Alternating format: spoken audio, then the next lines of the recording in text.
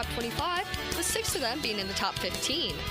It's 92 degrees at 12 o'clock. Time and temp brought to you by Bueller Air and Plumbing. Stay cooler with Bueller. 1010XL is presented by Farah and Farah, exclusive injury law firm of the Jacksonville Jaguars. Protecting you and your family. Call 396-5555. Jacksonville. Now, get ready to spend the next 2 hours with our 3 sports-loving ladies. Mia O'Brien, Lauren Brooks, and Taylor Dahl. Hey, hey. This is Helmets and Heels On 1010XL, switched on by First Coast Lighting and Fans. Upscale lighting, fans, and home decor. Show me what you got, pretty lady. The whole gang is back together. Mia's here, Taylor's here, RJ is back. Welcome back, RJ. RJ, give yourself a round of applause. Outstanding work on the drill. Outstanding work waking up before the rest of us or the sun. Well done, sir. We are happy to have you back in the fold. But we need to know, RJ, who treats you better, us or the drill? You guys, man, without question. Listen, I'm still trying to recover from, the last few days. So asking me questions at the top of the show, Lauren, I need about 3 to 5 more business days before I can answer. Right, we joke at this stage of training, at this juncture of training camp, we don't know what day of the week it is. RJ doesn't know what day of the week it is, what time of day it is, what year it is. So, hey, it's all good, RJ. We are glad to have you back. There you go. All right, today is an Active Health Jacks Tuesday. You can visit them, activehealthjacks.com. When I see people in pain, I tell them, go see my friends at Active Health Jacks. They'll fix you like they fixed me. All right, so I heard Jeff Loggeman on with Jaguars today, Mike and Tony, and Jeff always does a great job. I swear he was listening to some of the conversations that I was having at practice today, because literally he was saying some of the same things that we were saying. And as I was chatting with Hacker and Jordan DeLugo, so I do think, like I said yesterday, this 53 is going to be so difficult once we have to do this after the preseason. And there are a couple guys, especially Asezi Otomowehu, who I think are on the roster, and yet other people don't have them on the roster. And I think that's one of the ones that's going to be fascinating to watch. And I think Jeff just brought up a really great point, which is that 16-player practice squad is more important than ever. Mm-hmm. And that goes beyond the idea of, hey, we need to have extra bodies for practice. Hey, we need some guys here in case of injury, heaven forbid, other players who you can bring up in a pinch. I think it's going to be fascinating to see the roster juggling and the roster management. I'll give you an example, right? Last year, the Jaguars only carried 3 tight ends on their 53-man roster. The previous year, they had 4. You knew that you had to have 1 to 2 tight ends on the practice squad. A, heaven forbid there was an injury, which there was late in the season in Brenton Strange. Mm-hmm. But also B, let's say you decide, you know what, this week we want to go really heavy personnel, and so we need an extra tight end. Let's just hypothetically say that happens.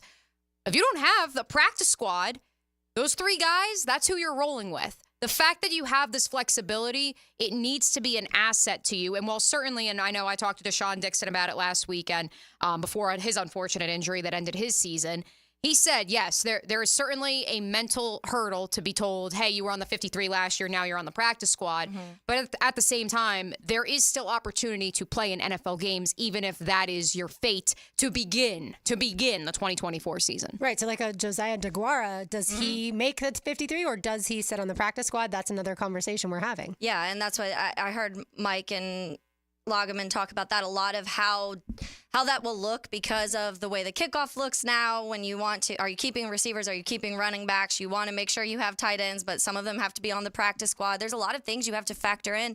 And I think another conversation we've had a lot this season is how much rotation we'll see defensively too, and that's in the secondary and on the defensive line up front. And when that happens, that's what we were talking about Asezi yesterday, and where does he fit? If he's on the 53-man, which did you originally? I don't think anybody had him originally. No. And so now he's kind of sneaking up some people's depth charts, I'm sure.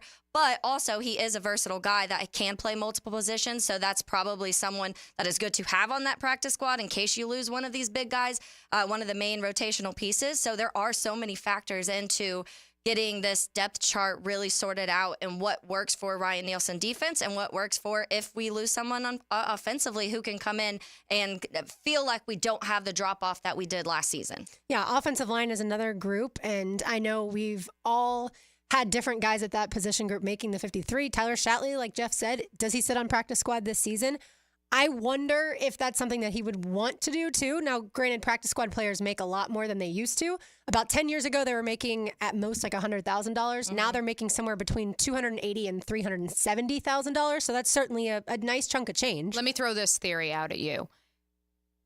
And again, I can't imagine a world where the Jacksonville Jaguars don't have Tyler Shatley on their roster. That doesn't seem like it's a normal world, but it is the world that we very well could be approaching. This is final year, too. Let Right. Shatley have his. Right. Well, he's already, right. And so that's the question. So the question is, do you say to him, hey, we don't have a spot for you on the 53? Two things. One, are you okay with being on practice squad? I don't know what he would say to that. Or do you say, we're releasing you, but let's be real, is Tyler Shatley going to move somewhere else? Definitely not. So he's here. Is he going to sign with another team?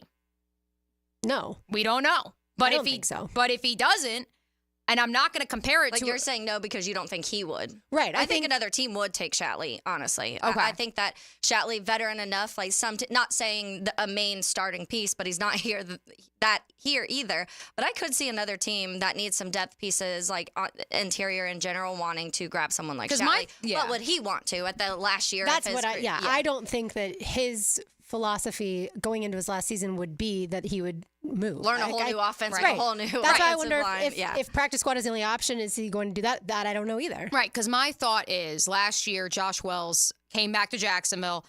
One of Tyler's best friends, by the way. They live down the street from each other or something like that. Josh suffered the unfortunate injury, and so he was waived injured. But I don't know about you, Lauren, but I just couldn't help but have this thought in the back of my mind of, well, Josh Wells isn't signing anywhere else. He's rehabbing from this injury on his own. He does still live in Jacksonville. Yeah. Right? And that he does, I can confirm. Right. I see him every Sunday. So, therefore, could the Jaguars have re-signed him at some point last year when their offensive line had woes if he was healthy and if he chose to play? Right. And look, at the end of the day, I'm sure Tyler has put in so much work to this point that if they say practice squad's the only option, he's well enough aware that if there's an injury to somebody, he's a guy that can play 3 different positions. So it's important for him.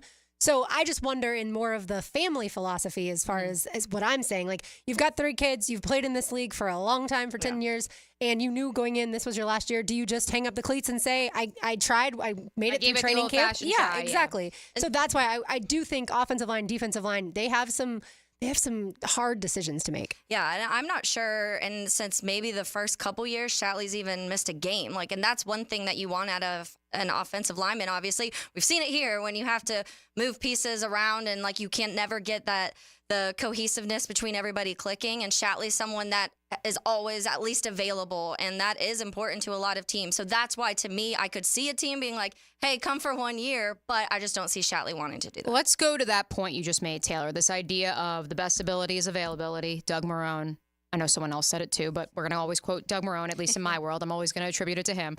The thought of a Sezzy, the fact that he has some flexibility for you, a guy you're going to hear from later in today's program, Tyler Lacy, that they are trying to have him play multiple positions. He is trying to play multiple positions. Again, the best ability is availability, not just that you're healthy and able, but that you have that positional flexibility. Look, that's why Blake Hance is making the roster, because he can play all 5 spots along the offensive line. And so that is where I think when we talk about this roster being trimmed down in 2 weeks' time, I think that what you are seeing right now is guys that are saying, hey, I'll play this, I'll play that, I can also play this, I did a little bit of this in college, because they're recognizing with how deep this roster is, if you can't play multiple positions, then your stock just went down. Or if you can't play special teams as well. And that's obviously another huge point of all this too. To stay on the offensive line, Mia, Cooper Hodges, I think, fits in this exact category of missed the entire season last year, but they were high on him going into the injury. And then now I think he makes the team for sure. But I'm sure if that's a question that they're having is he going to be able and available all 17 games this year? And here's the crazy part with Coop.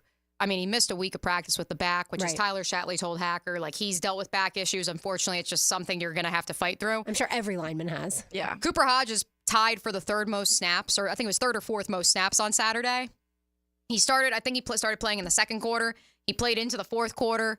They had him lined up at both guard spots. We've seen him taking snaps. He told me about that during my interview with him earlier this summer. Mm-hmm. And as Press Taylor said today, he looked like one of the most physical linemen out there. That is what I think is so impressive about Cooper Hodges. The fact that he misses a week and he just comes right back in and is easily one of the most effective offensive linemen. Because we've talked about that, Lauren, a ton about how the reason everybody loves Cam is because that extra physicalness that Cam brings to the offensive line. And so the concern always was like, well, if we eventually don't have Cam, who can kind of play that role? And I do think Cooper Hodges could be one of those guys that has the more physical side that you want to, the more like the little bit of extra fierceness that some offensive line can bring. You can see that, and I think you did in this preseason game from Cooper, which is what Press is kind of pointing out of what he saw this last weekend. Yeah, I call it nasty. Nasty. Cam Robinson, Cooper Hodges certainly can be that too. And I think Cooper Hodges is a guy, before training camp, I said, I wonder if he's going to push Brandon Sheriff. Mm-hmm. Sheriff has obviously been around a long time and has dealt with injuries throughout his career as well. But that, to me, hasn't been as much of a battle as I expected. I think Sheriff is the starter. But I wonder, once the games start playing, and if Sheriff gets nicked up again, if that then becomes Cooper Hodges starts at right guard. Well, let's pick up where Jeff Lageman left off in Jags today. He just cut his roster with Mike and Tony, or at the very least, he did the offensive line room. He's got Luke Fortner on the outside looking in. Mm-hmm. And his thought is, well, if you have Tyler Shatley on the practice squad, you can bring him up. But what if he goes? What if Mitch Morse goes down during a game? Tyler Shatley's on the practice squad. He's not eligible to play in that game. Mm-hmm. Who becomes your center? Is it Blake Hance? I'd probably say that's the position he's played the least along the offensive line, as much as he does take snaps. It'd be Fortner. No. Well, if Luke's not on the team. Logman doesn't have Fortner. Right. Logman doesn't have Fortner in. I think it would be Fortner. I do too. I think Fortner's making the team. I think so. I'm saying that Jeff Logman doesn't have Fortner on the team. And so in that situation, Cooper Hodges is your center. And that's where I think... Which is a little scary. As much as we are... so is Luke Fortner. We are so focused. But Luke was good the 1 year. That's why, last year the narrative is he didn't play well, and he didn't. But he was good his rookie season. We are so focused on this being a day-to-day business and day-to-day league because everything's day-to-day. In the words of Kyle Shanahan, we are all day-to-day. We don't know what tomorrow brings. But let's take a peek at the long term. Luke Fortner has 2 more years remaining on his rookie contract, including this year. Cooper Hodges has 3 years left. Brandon Sheriff, we know, very pricey free agent signing, has another year left on his contract next year. It was a question of if they would bring him back this year. They do. They want that veteran leadership. What if, to your point, Lauren, what if he gets nicked up a couple of games this year and Cooper Hodges steps in and plays well? Then what happens in 2 years' time when Mitch Morse's contract is up and Luke Fortner's contract is up? Again, this is hypotheticals, and this may be a conversation for another time because we're focused on camp, we're focused on the Bucs tomorrow. But as we discuss this idea of the best ability is availability as we try to trim down this roster, that's where I just look at the situation with the Baker County kid, and I'm like, wow. If you had told me 400 days ago that this is where we would be, I mean, a pleasant development, needless to say, but it is fascinating, to say the least. Yeah, I think they'd draft someone in that time and over the next 2 years. So you think Cooper Hodges is a guard? Yes. And an emergency center? Yes. And I don't... Yes, he's taken snaps. I don't know how comfortable I would feel because he and Trevor haven't done that nearly as much as Trevor and Fortner or Trevor and Shatley. And that's why Which is why I had Shatley on my 53 originally. He may not make the cut as we narrow down because I didn't have Blake Hance, and that was completely wrong on that. Yeah. Blake Hance is absolutely, to me, his point in making this team. So what did Lageman, because he said Fortner did not make his roster, who did he have behind Mitch? He had Hanson just Hodges. like, hey, one of them will have to. That's why I brought this up. And I think that's why this theme of this segment has to be the best ability is availability because it's along the offensive line. It's along the defensive line, again, as you'll hear from Tyler Lacy in a little bit. Mm-hmm. And it not only creates, it's a luxury right now. And I think the Jags are in a great spot with their depth because you have guys who can play multiple positions.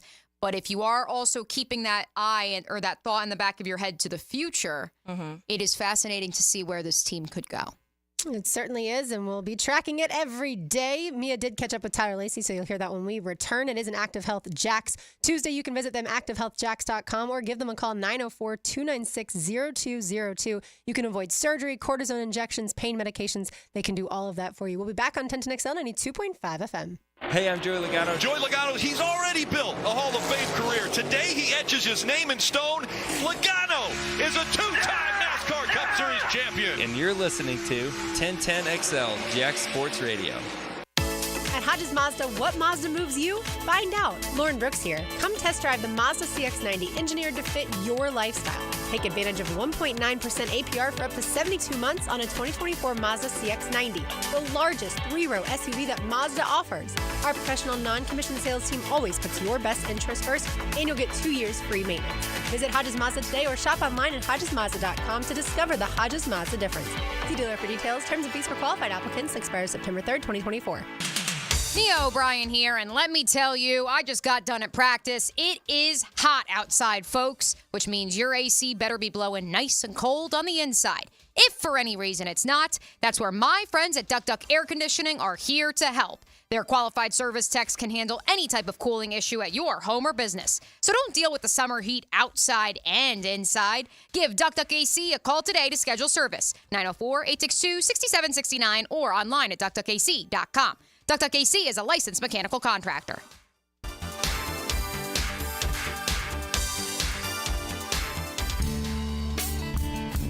Pickett here for Bout 9 Associates, where you'll find Jacksonville's most esteemed eye doctors at each of their locations. After being selected for one of the most competitive ophthalmology fellowships in the world, Dr. Frank Bowden is frequently called upon for his expert opinion. He is currently one of the few cornea and external disease specialists in the area and the founder of Bout 9. Visit Bout 9 Associates today and experience the difference. Bout 9 Associates, keeping the First Coast focused. Calling all fans of Duval to downtown Las Vegas during the game against the Silver and Black. This is Lauren Brooks from Helmets and Heels. Join us at Circa Resort and Casino this December for the Jacksonville Game Day Getaway featuring an incredible all-in package. Get a 3-night stay at Circa, $200 food and beverage credit, plus a day bed at Stadium Swim. With 6 temperature-controlled pools and a massive screen, it's the world's largest hot tub party. The all-in package is only available until August 30th, so act now. To book and to join the Heels in Vegas, visit circalasvegas.com today.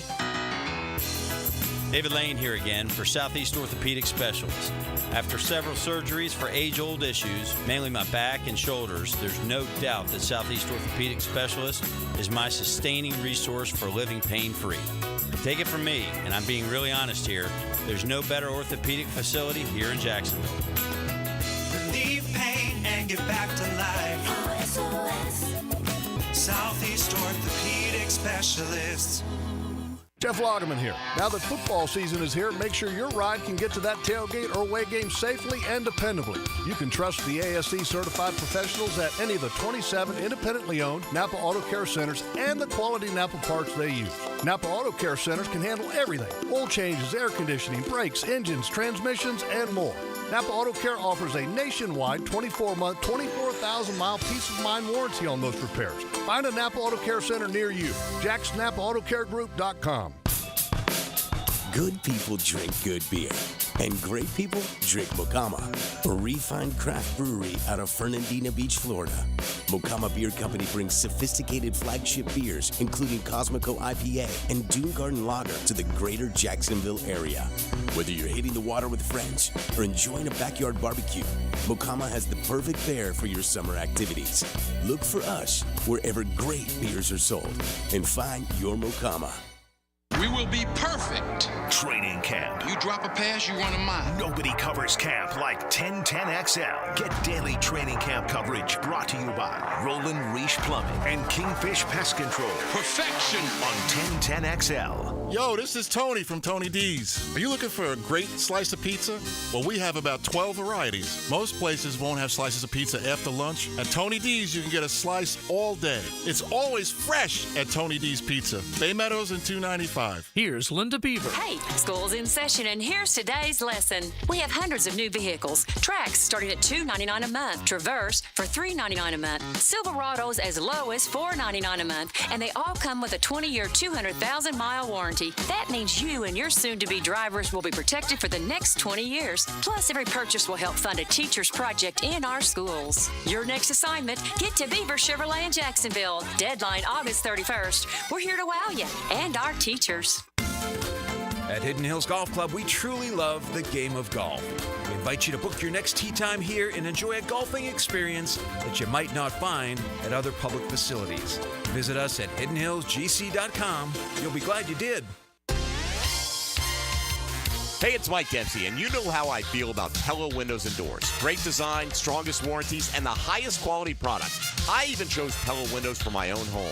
And whether you're a homeowner replacing windows or building a new home or a trade professional working with clients, I know the design experts at Pella will help your project run smoothly and look great.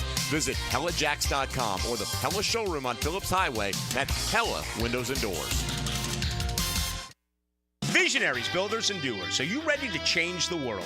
Miller Electric is your opportunity to shape the future. Miller Electric is leading the charge in electric vehicle technology with our state-of-the-art EV Innovation Design Center. We're working to create a sustainable future. We're also the proud partners of the Jacksonville Jaguars, powering their performance at the brand new Miller Electric Center. Miller Electric, we provide competitive pay, unbeatable benefits. Apply today. MillerCareers.com. Miller Electric, an equal opportunity employer. 1010XL is presented by Farah & Farah, exclusive injury law firm of the Jacksonville Jaguars. Protecting you and your family. Call 396-5555. Jacksonville. This is Helmets and Heels. Kept classy by First Coast Lighting and Fans. Upscale lighting, fans, and home decor. On 1010XL.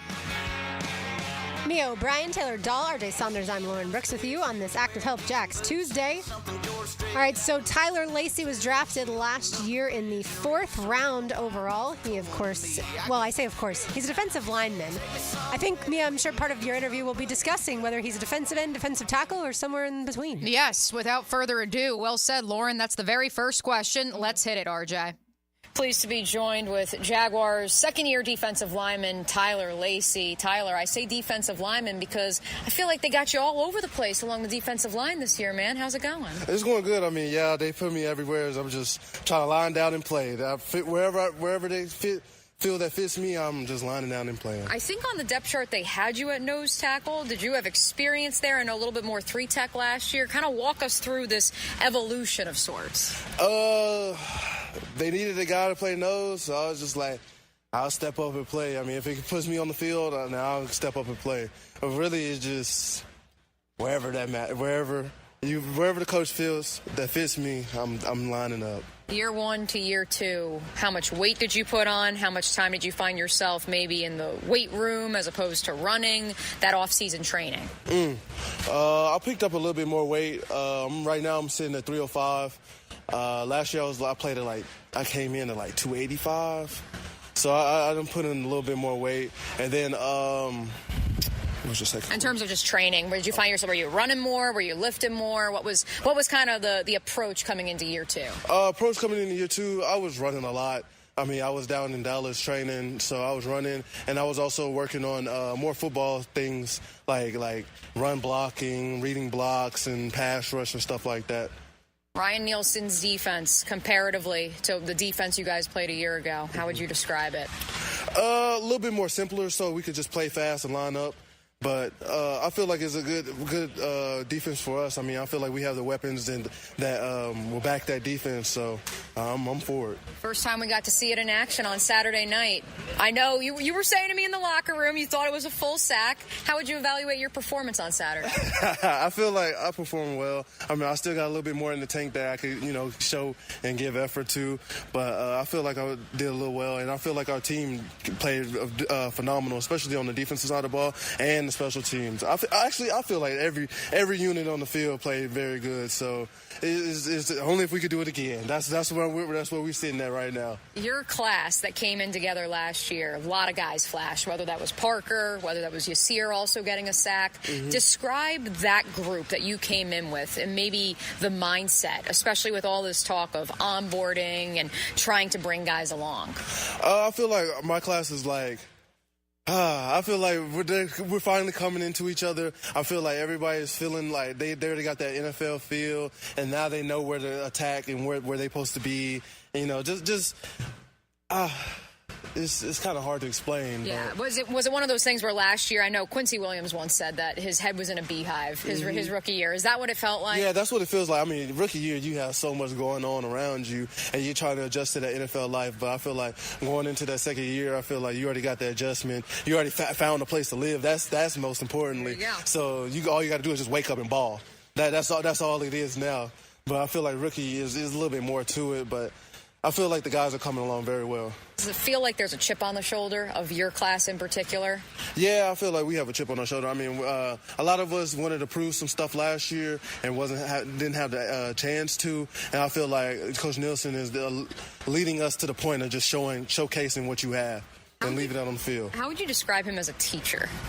Oh, Coach Nielsen is a phenomenal teacher. I mean, we in there watching film all the time, like all day long, and he's just explaining to us. It doesn't matter if you're in the edge, the 3 technique or a nose.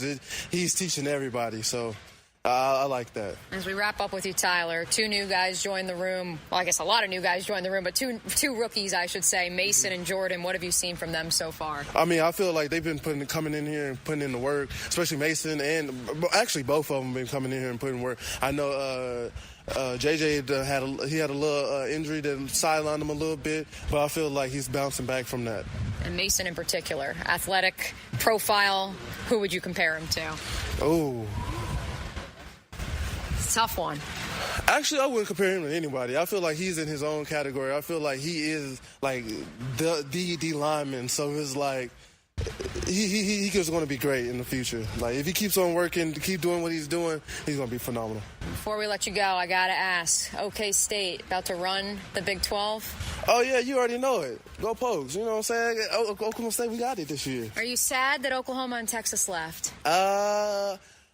I'm sad. No, not really, but I'm sad that we can't play them again. That's the only thing, because I love going down there to play them in Texas and watching them lose and stuff. We over there on the field throwing down the horns down. And then Bedlam also, that's going to be a missed game, but it should be fine. I feel like it. Tyler, thanks so much. Thank you. One of the more bubbly, perhaps like underrated personalities in that locker room. I part of why I requested Tyler is because he did have a great game on Saturday, and B, because in the locker room I made a comment to him about, hey, that was a great half sack, and he goes, they didn't give me the full?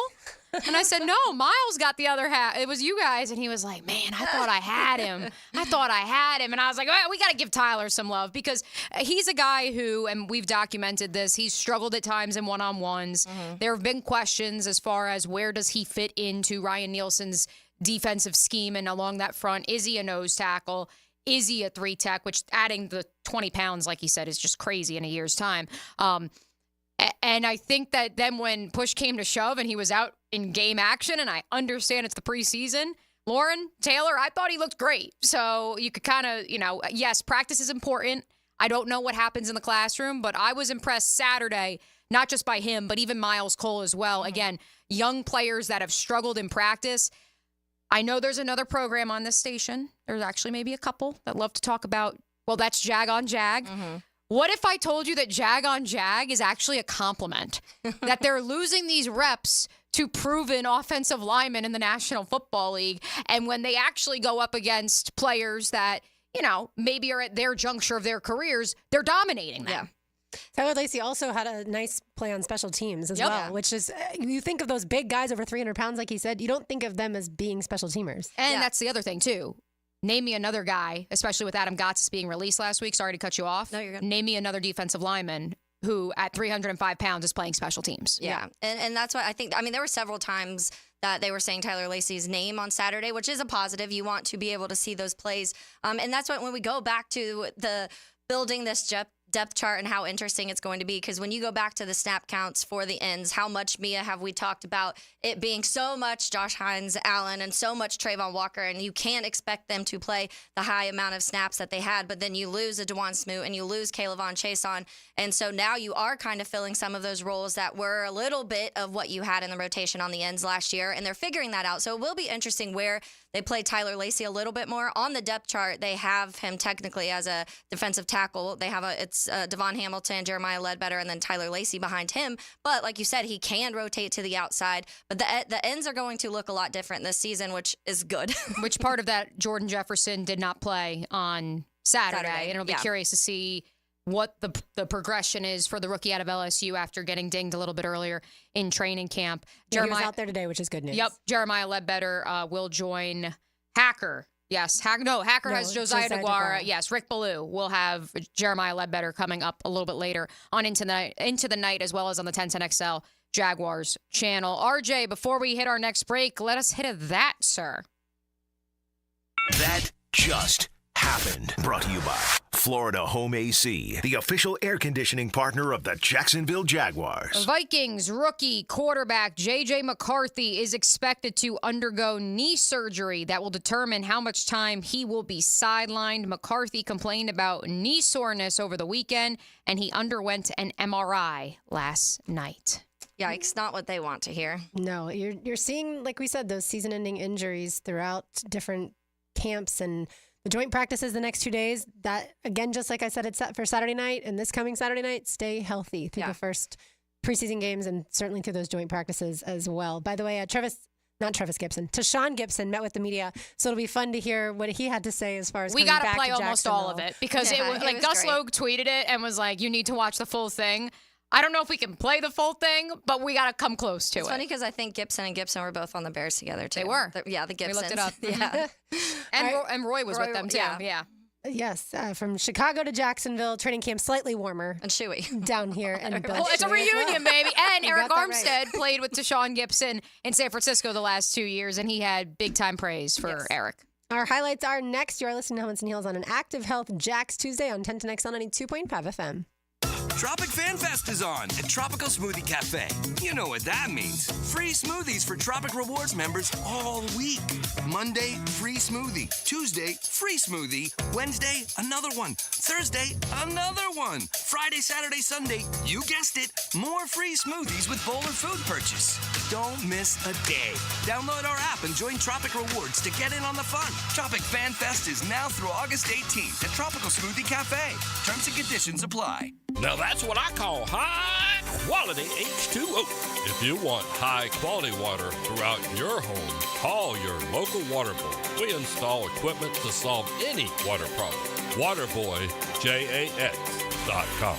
Transmission troubles? I'm Robin Sidbury, owner of Action Transmission Specialist on Merrill Road. So come in and see how we can help solve your transmission troubles. We service all makes and models. Remember, get traction. Call Action at 744-0755. Hey sports fans, this is Hayes Carline from MyBookie. Are you ready for the ultimate college football season? Using MyBookie's sportsbook and casino platform, you can bet on every game and win anytime, anywhere, straight from your mobile device. No app needed. Just sign up at MyBookie.com and you're ready to rock. No matter who you're rooting for, there's no better way to experience the season than having action on the games. When you know your team well, it's an easy way to take advantage of props like team win totals or early picks for playoff contention. Last year, MyBookie had some of the best odds on the market for the Wolverines to win the championship, and Michigan bettors who backed their squad saw a 10% return on their wager. These type of bets highlight why it's worth it to lay an investment before the season begins. Lock your futures in now while you're waiting for the season to begin and use promo code 1010XL to claim a bonus up to $1,000 on that first deposit. That's promo code 1010XL to start the season with house money. Don't ever miss out on the action. Bet anything, anytime, anywhere, only with MyBookie. Mia here, and why Arlington Toyota Pre-Owned? Because when it comes to selection, you don't want to have to compromise at all. You want to get it all, and that's exactly what you will find at Arlington Toyota Pre-Owned.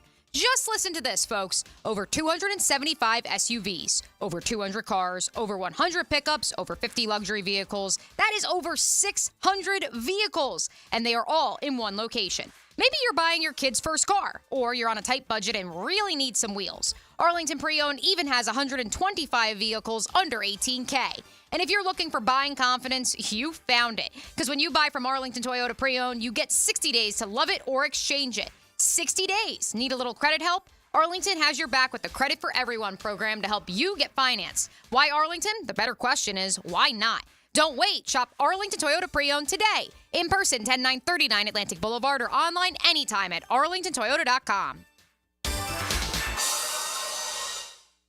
If you're an experienced, skilled plumber or welder that's MedGas certified and you're tired of working for a company that just doesn't treat you right, Local 234 is the place for you.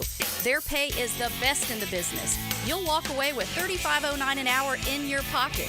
With benefits, that's just over $50 an hour. Local 234 has been around since 1901, and that means something. Visit UA234.com to send your resume. Local 234, make the right connection. Are you worried about your roof? Protect it with a lifetime shingle transferable warranty with Universal Roof and Contract. Save up to $1,250 on your roof replacement, plus flexible financing up to 15 years. This expires August 31st and restrictions apply. Call 855-ROOF-HELP or visit universalroof.com to schedule your free roof inspection. License number CCC 057165, CBC 1258484. UniversalRoof.com. This date in sports history is brought to you by Southeast Orthopedic Specialists.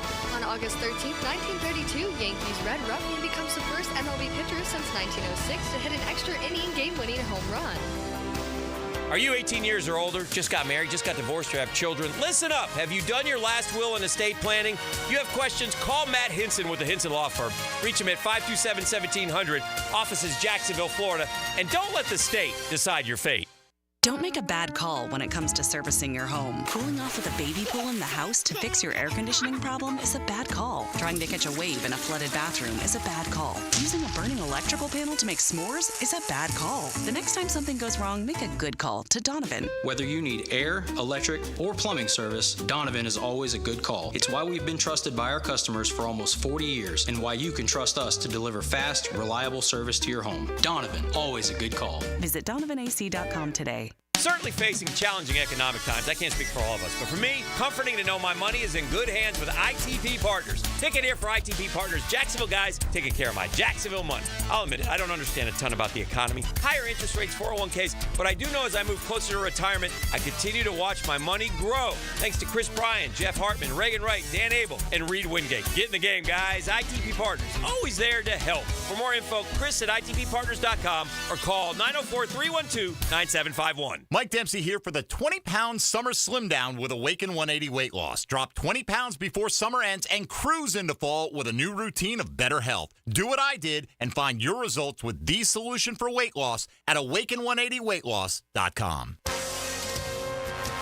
This is Dr. Kevin Kaplan, head team physician for your Jacksonville Jaguars. Here's the latest update on the Jags, brought to you by Baptist Health and JOI. Running back Travis Etienne showed explosiveness in the Jags preseason opener with a 9-yard touchdown from QB Trevor Lawrence. Etienne spoke to 1010XL's Hayes Carline on what he'll be working on versus the Bucs for their second preseason game this Saturday. Just getting my eyes right on protection.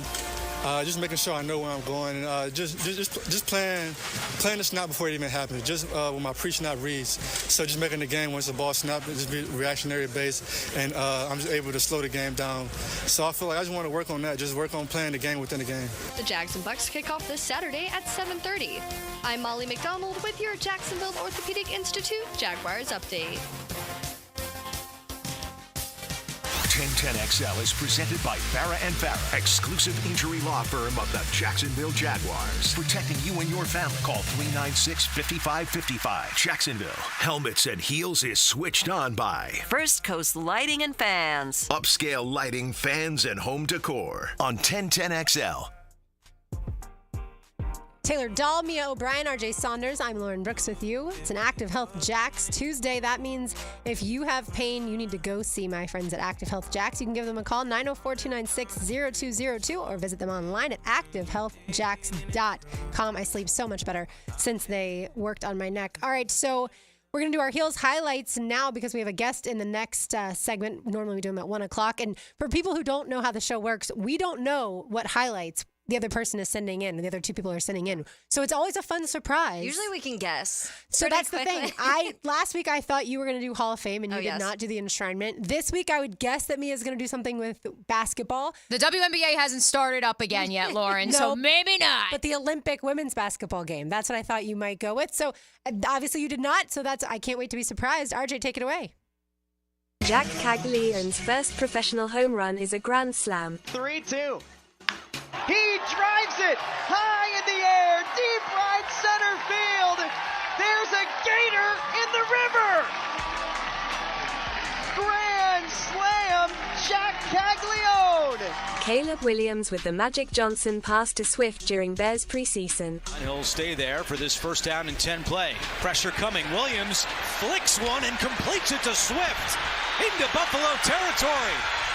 And he's tripped up around the 20-yard line. Caleb Williams feels this pocket collapsing and he just throws it across his chest like a shot put almost. Hook shot out to Swift. Cole Hocker and Yard Nuguse come from behind to crash the Euro party and pull the stunner in the 1,500 meters. Kessler wants in on the conversation. Ingebrigtsen. Cole Hocker on the inside. He gives him a little shove and Kerr goes by. Here comes Josh Kerr on the outside. All the talking is over. The world champion is in front. But Cole Hocker's not done with yet. Cole Hocker wins gold. He upsets the favourites. It's gold for the USA. Okay, I won't deny it. Half the time you send a text. I was right in my Olympics. Yeah, I theme. wanted to put a bow on the Olympics, but no, I would not put the U.S. Olympic gold medal game for the women anywhere near my top plays or top moments from the Paris 2024 games. Yes, the gold medal game especially. It was ugly basketball, and I didn't watch every second. I'm not the biggest women's basketball fan, but it was ugly. Yeah. Like And really, really ugly. And it's kind of a bummer because of the way the WNBA season has gone this year and how much it's been talked about. Because even my brother texted me and he was like, this is the worst basketball I've ever seen. so He bad. literally goes, middle schoolers could beat these girls, I think. And I was like, I don't Maybe know, but not I because get what of the you're height. saying. Yeah. And that's the sad part, Taylor. And that's where, look, I'm curious how history will view this Olympic cycle for the women's basketball team, for the sport at large, because to your point, I think they had an opportunity to have more eyeballs than ever. And look, Caitlin didn't have to be on the team. Mm-hmm. I think they had an opportunity to just simply get younger, whether that was Enrique, Angel, like I don't know. Like they had an opportunity to say, you know what, let's seize this moment that people are tuning in to these young stars, which by the way, many of those young stars were on the roster. Sabrina Ionescu, Aja Wilson, Brianna Stewart, go down the line. Jewel Lloyd, like they're all on the team. Mm-hmm. But how they marketed them was a bit questionable to me. And that's where it's disappointing because would your brother normally, if not for the hoopla around women's basketball? I don't know if he even knew what the roster looked like. I think in his head, he was probably expecting to turn it on and see a Caitlin Clark or an Angel Reese or someone like that. And so for him to turn, he would have normal years never turned that game on. And so when he's sending me, it was like on Snapchat, and he was like, what is going on? It was like 55-55 or something. It was 25 all at one point, like at halftime, I think. Or It something. was He was 25 like, this all. is And awful. the women's team to that point had been much higher scoring than that. Yes. So also make your free throws. Like you play professional basketball. France was perfect from the line, Lauren. They made their free throws. France did. The United States didn't. It was, I will say, I've never watched the Olympic, probably any women's basketball. And so because of the storyline, certainly it was something to tune into. But I also love the Olympics, and I probably watched way more than some people. Yeah, it was, the product left a lot to be desired, we'll put it that way. But I did not think that was the case with track and field, regardless of how you felt about Noah Lyles and his COVID bronze medal yelling and screaming performance, regardless of how you feel about Sha'Carri Richardson. I think she's awesome, by the way. I know it was disappointing to lose the 100, but she looked great in the relays. For me, the moment of the Olympics for the United States, and quite honestly, one of the best storylines that we had was in the men's 1500 meter, because they built up Kerr from Great Britain, and I'm going to butcher the Norwegian guy's name. They built up this rivalry between the two of them that began at Worlds prior to the 2021 games. At the 2021 Olympics in Tokyo, or 2020, whatever we're calling it. Yeah, 2021. Kerr wins. They go back and forth, and like they hate each other. NBC does all these montages. And I remember even in the quarterfinals, Yared Nuguse, who eventually took the bronze, was interviewed, and he was like, yeah, like we're making such a big deal out about these two, but like we're here. Yeah. Like you're the NBC, like talk about us. Like we're gonna surprise some people. And it was almost like an afterthought. Like even American media was like, no, it's a 2-horse race, whatever. And so on that final turn, when he and Cole Hocker just kicked it into high gear. By the way, the Americans also took 5th. Mm-hmm. They took 3 of the top 5 spots in that race. Which is wild. And it was the first time in 80 plus years that an American had won. The first time in over 100 years that 2 Americans were on the podium. I somehow, some way avoided that spoiler. And so watching it primetime in Paris was the first time I'd seen it. And I was like jumping off the couch. I was like, this is amazing. This is what the Olympics is all about. And at an emotional moment when the 2 of them are on the podium, like when they're playing the anthem, like I don't know how you can watch that, know all this like drama and all this crud going on. And then to see the Americans be the ones who have the last laugh, it was just awesome. Like, never felt more patriotic over the last 16, 17 days than I did watching that race. I was actually glad that Noah Lyles lost, not the COVID thing, put that aside, but just because, like we talked about, he's got a mouth on him, and you can only do that if you back it up. And so, yes, he did run with COVID, and so that certainly skews it. But it's almost good for someone like that to get a little slice of humble pie. Well, he ran with COVID, Lauren, but he still came out of the tunnel like a crazy man, which I understand is how he, amps himself up. I get that that's his thing, but it was just, you run around like a crazy person, but you're already low on energy. Right. That doesn't really check out in the pregame planning for the race for me. You guys didn't want to put the Australian breakdancer as your heel light. Thankfully, breakdancing is not in the 2028 Olympics in Los Angeles, so we can move right along without it. I am very excited that in 4 years, when the Olympics do return, the Summer Olympics, that the time difference is only 3 hours. Yes. Because to your point, me about the spoilers, unless you were watching live throughout the day, if you have Twitter, you pretty much saw everything that had already happened. And so when you went to watch primetime, it probably wasn't a fresh thing for you. And so I'm glad that the 3 hour time difference is how we'll have it for the next Olympics. All right, Taylor, I probably should have guessed Caleb Williams was going to be in your highlights.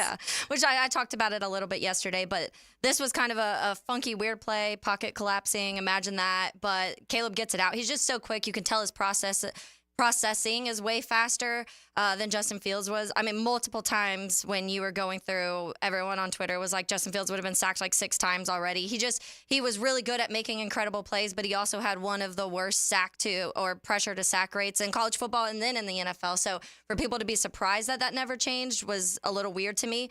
But yeah, he just does. This play was wild if you haven't seen it. He kind of weird little shuffle pass to DeAndre Swift. DeAndre Swift takes down the field. He's so quick. And so just a little glimpse at some of the positive things that happened. But the wild thing to me is probably my favorite play was an incomplete pass, but it was perfectly placed. It ended up just being dropped by the receiver, but it was cross the shoulder, cross the field, on the run with pressure in his face. Those are the types of things that he does. So I hope that continues, obviously, because we've talked about it. The Bears are the only team to not have a quarterback to throw for 30 touchdowns or 4,000 yards. So hopefully we get that eventually. But yeah, just a little glimpse. I was glad they led Hard Knocks with that little fact, by the way, because I've only heard it from Taylor Dahl 10,000 times, and I was vindicated. It's there. Opening moment of HBO's Hard Knocks. I was talking to Trent, our newer media guy here, and he was Trento, not Trent Baalke, so that my dad doesn't get confused. Talking to Trent Baalke about it, but he was like, "Is that stat real?" And I'm like, "Yep." The closest we've had was Jay Cutler, and Jay Cutler was 2 touchdowns and 200 yards away, but he missed a game. So if he would have played, he probably would have. But that's just the Bears' curse of you're this close, but you're going to miss a game, so you can't pass that record. Well, I don't know how proud Jaguars fans can be of Blake Bortles. Being, at least they aren't in that graphic that always. They're not in the graphic. That part is true. And Jack Caglione. Cags, oh my goodness. And Mia, I assume you're familiar with the complex where he hit it out of because it's in Davenport, Iowa. Mm-hmm. Very familiar with the Quad City River Bandits, Modern Woodman Park. It's right on the Mississippi River. What do you say, Gator in the water? In the river. In the river. Yeah, so it's right on the river. And so when he hits it is his first ever, Jack Caglione's first ever career home run as a professional. And it was a grand slam, which is unbelievable. Go figure. And right when Cags hits it, he just drops the bat. It's instantaneous. Yeah, and he's hit so many home runs in his career that he is obviously a Florida player. He knew. Now, the ironic part is, and so I don't know how much Jack feels about this or feels excited about it because he hit the grand slam off of an infielder. So the other team at that point, they won 13-2. The other team at that point just ran out of position player on the mound. We'll leave that part out when we're done.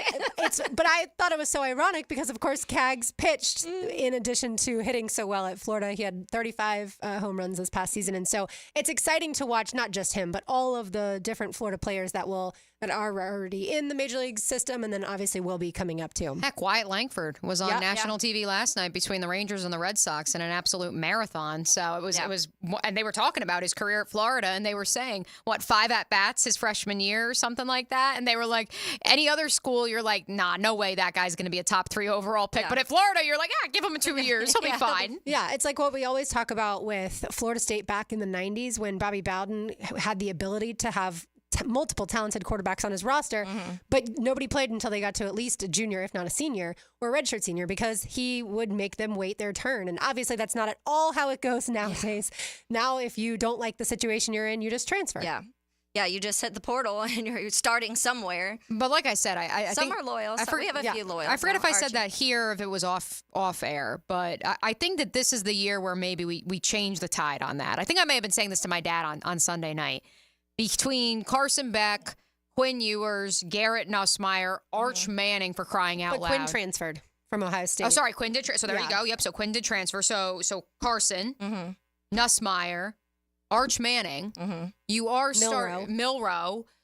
Which we all know about that quarterback competition. Lagway. I'm just kidding. Yeah, exactly. Yeah. We are seeing more quarterbacks who, if they don't transfer and they do stick it out, it's this badge of honor of sorts. And look, I mean, it's betting on yourself whether you transfer or you don't transfer. But I think we are starting to see, and maybe it's because we're hearing from, and again, this is just a theory, maybe we're hearing from NFL teams, if a guy transfers 2 or 3 times to avoid competition, that may be a red flag to us. Yeah. If we see a guy who sticks it out, that's a positive. And so maybe that's playing a factor. But I do think you're going to start seeing more quarterbacks who say, I need to prove that I don't run from competition in the next few years. Do you think, listen to the schools you just named, and they're all SEC schools, and then you look at the ACC, and we're talking about a whole lot of transfers. Yep. So do you think those 2 divisions also make a difference because people think it's worth waiting it out in the SEC?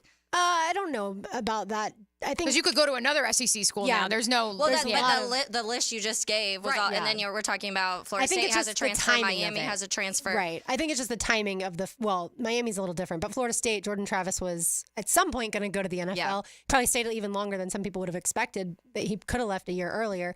So I don't know that it's conference to conference. I think it's just situationally. But look at Saturday night's preseason game. Yeah. We'll have Mac Jones and we'll have Kyle Trask. Trask is probably the most famous of the guys who should have or could have transferred, could have transferred and decided to stay at his school. Right. Which, by the way, one of the quarterbacks we did not talk about yesterday when we were talking about the young quarterback, Spencer Rattler. Yeah. Who actually had a really good game. Did you see any of his I caught only a couple highlights. But he actually looked pretty good. He has an arm, which we knew he had an arm. That was like one of the things coming out. He's in New Orleans, isn't he? Yes, he's in New Orleans. And I wonder if Derek Carr will be off the starting roster at some point. And as unfortunately we know, Jake Haener has skin cancer, which is obviously an unfortunate situation. If you're not familiar, some of the graphics that were made announcing that were a little questionable. Yeah. But therefore, he's not around either. So yes, it's a golden opportunity for Spencer Rattler in his second year to potentially, or not his second year.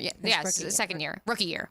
Rookie. Yeah. He's a rookie. Yeah, I can't keep track. He was in college there for were so long. many out of this draft. Like yesterday, we were going through the whole list, and then later after the show, I was like, we didn't even talk about Spencer Rattler. Right. Yeah. So I think he has an opportunity, certainly, to be the backup there. Yeah. Yes, you do have Taysom Hill still hanging around. But maybe that's what gives you the luxury, if you're Dennis Allen, to say, I have a veteran starting quarterback. I have the veteran, whatever you want to call Taysom Hill. So, I don't That's what I call him. Yeah, whatever he is. Then, therefore, we can have a rookie as the backup. Yeah. All right, Taylor, you want to talk kickoffs? Yes, I have been fascinated by this all offseason, so I'm very excited. We have Sean Syed. He is a part of Sumer Sports, but he broke down all 400 plus XFL kickoffs that last year in the 2023 season, and now so far has also watched every single preseason game and the Hall of Fame game to see kind of what teams are doing early on with the kickoff. So some interesting stuff. Obviously, a few interesting things coming out of the Jags game alone. So we'll get excited. I'm excited to talk about that. Absolutely. That is next. You are listening to Helmets and Heels on an Active Health Jags Tuesday on 1010XL and 92.5 FM. We get ready. We wake up every morning ready for competition. Just say game on and let us play. Bring it on, baby. Come on, hit me.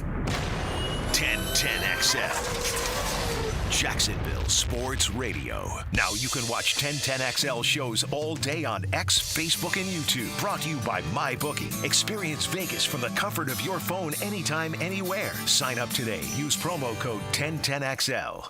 Well, all the news forecasts say that home prices are expected to decline in 2025. Hey, that's great if you're buying a home. But if you're selling one, you might want to get to it. And when it comes to selling your home, the agents you should trust are Chad and Sandy Newman at chadandsandy.com. Maybe you want maximum equity from your home, but you're not sure how. And you don't want to worry about costly repairs or upgrades needed to sell your home. Those things are all out with Chad and Sandy. They're the local real estate experts you can trust, and I recommend for the sale of your home, or for the sale of mine for that matter. Maybe I should look into it. Hey, don't trust me. Trust Jacqueline from Biscayne Estates. My inherited home became a nightmare when it went unsold for 177 days and ended up with a large lien. With expenses mounting for my handicapped daughter and no way to pay, I was desperate. At this point, I turned to Chad and Sandy. The change was amazing. Chad and Sandy sold my home in 3 days at a higher than asking price. Find out for yourself at chadandsandy.com or 904-414-6200. Hey, Jacksonville, Taylor Dahl here of Helmets and Heels. Are you looking for an easy way to feed your friends and family this summer? Let your local Chick-fil-A restaurant cater your next gathering. Choose from a variety of trays, including Chick-fil-A nugget trays, mac and cheese, and, of course, gallons of Chick-fil-A tea and lemonade, perfect for a get-together of any size. Place an order through the Chick-fil-A app, online, or by calling ahead and pick it up at your local Chick-fil-A restaurant, or get it delivered directly to your door. Enjoy more of the summer season with your loved ones when you get it delivered from Chick-fil-A and take the cooking off your plate. See restaurant for details.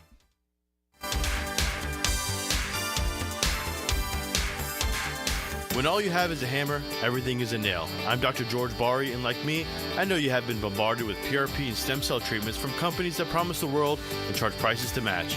Or the surgeon that convinced you the only way to treat your injuries through surgery. At Bari Orthopedics, we offer the best PRP treatment on the market with prices that won't cost you an arm and a leg. We also have the expertise to treat your injury surgically if that is what it entails. We can discuss all surgical and non-surgical options with you and make sure you get the best treatment available. Come see me, Dr. George Bari at Bari Orthopedics. Mia O'Brien here for my friends at Duck Duck Rooter. If water flows through it, the team at Duck Duck can install it or repair it. From septic tank pump outs, drain field installations, clogged drains, water heaters to repipes, they do it all, and they do it well. But don't just take my word for it. Check out the reviews on Google and see what customers just like you are saying about their experience with Duck Duck Rooter. Duck Duck Rooter is a proud partner of the Jacksonville Jaguars. Visit duckduckrooter.com to schedule service today.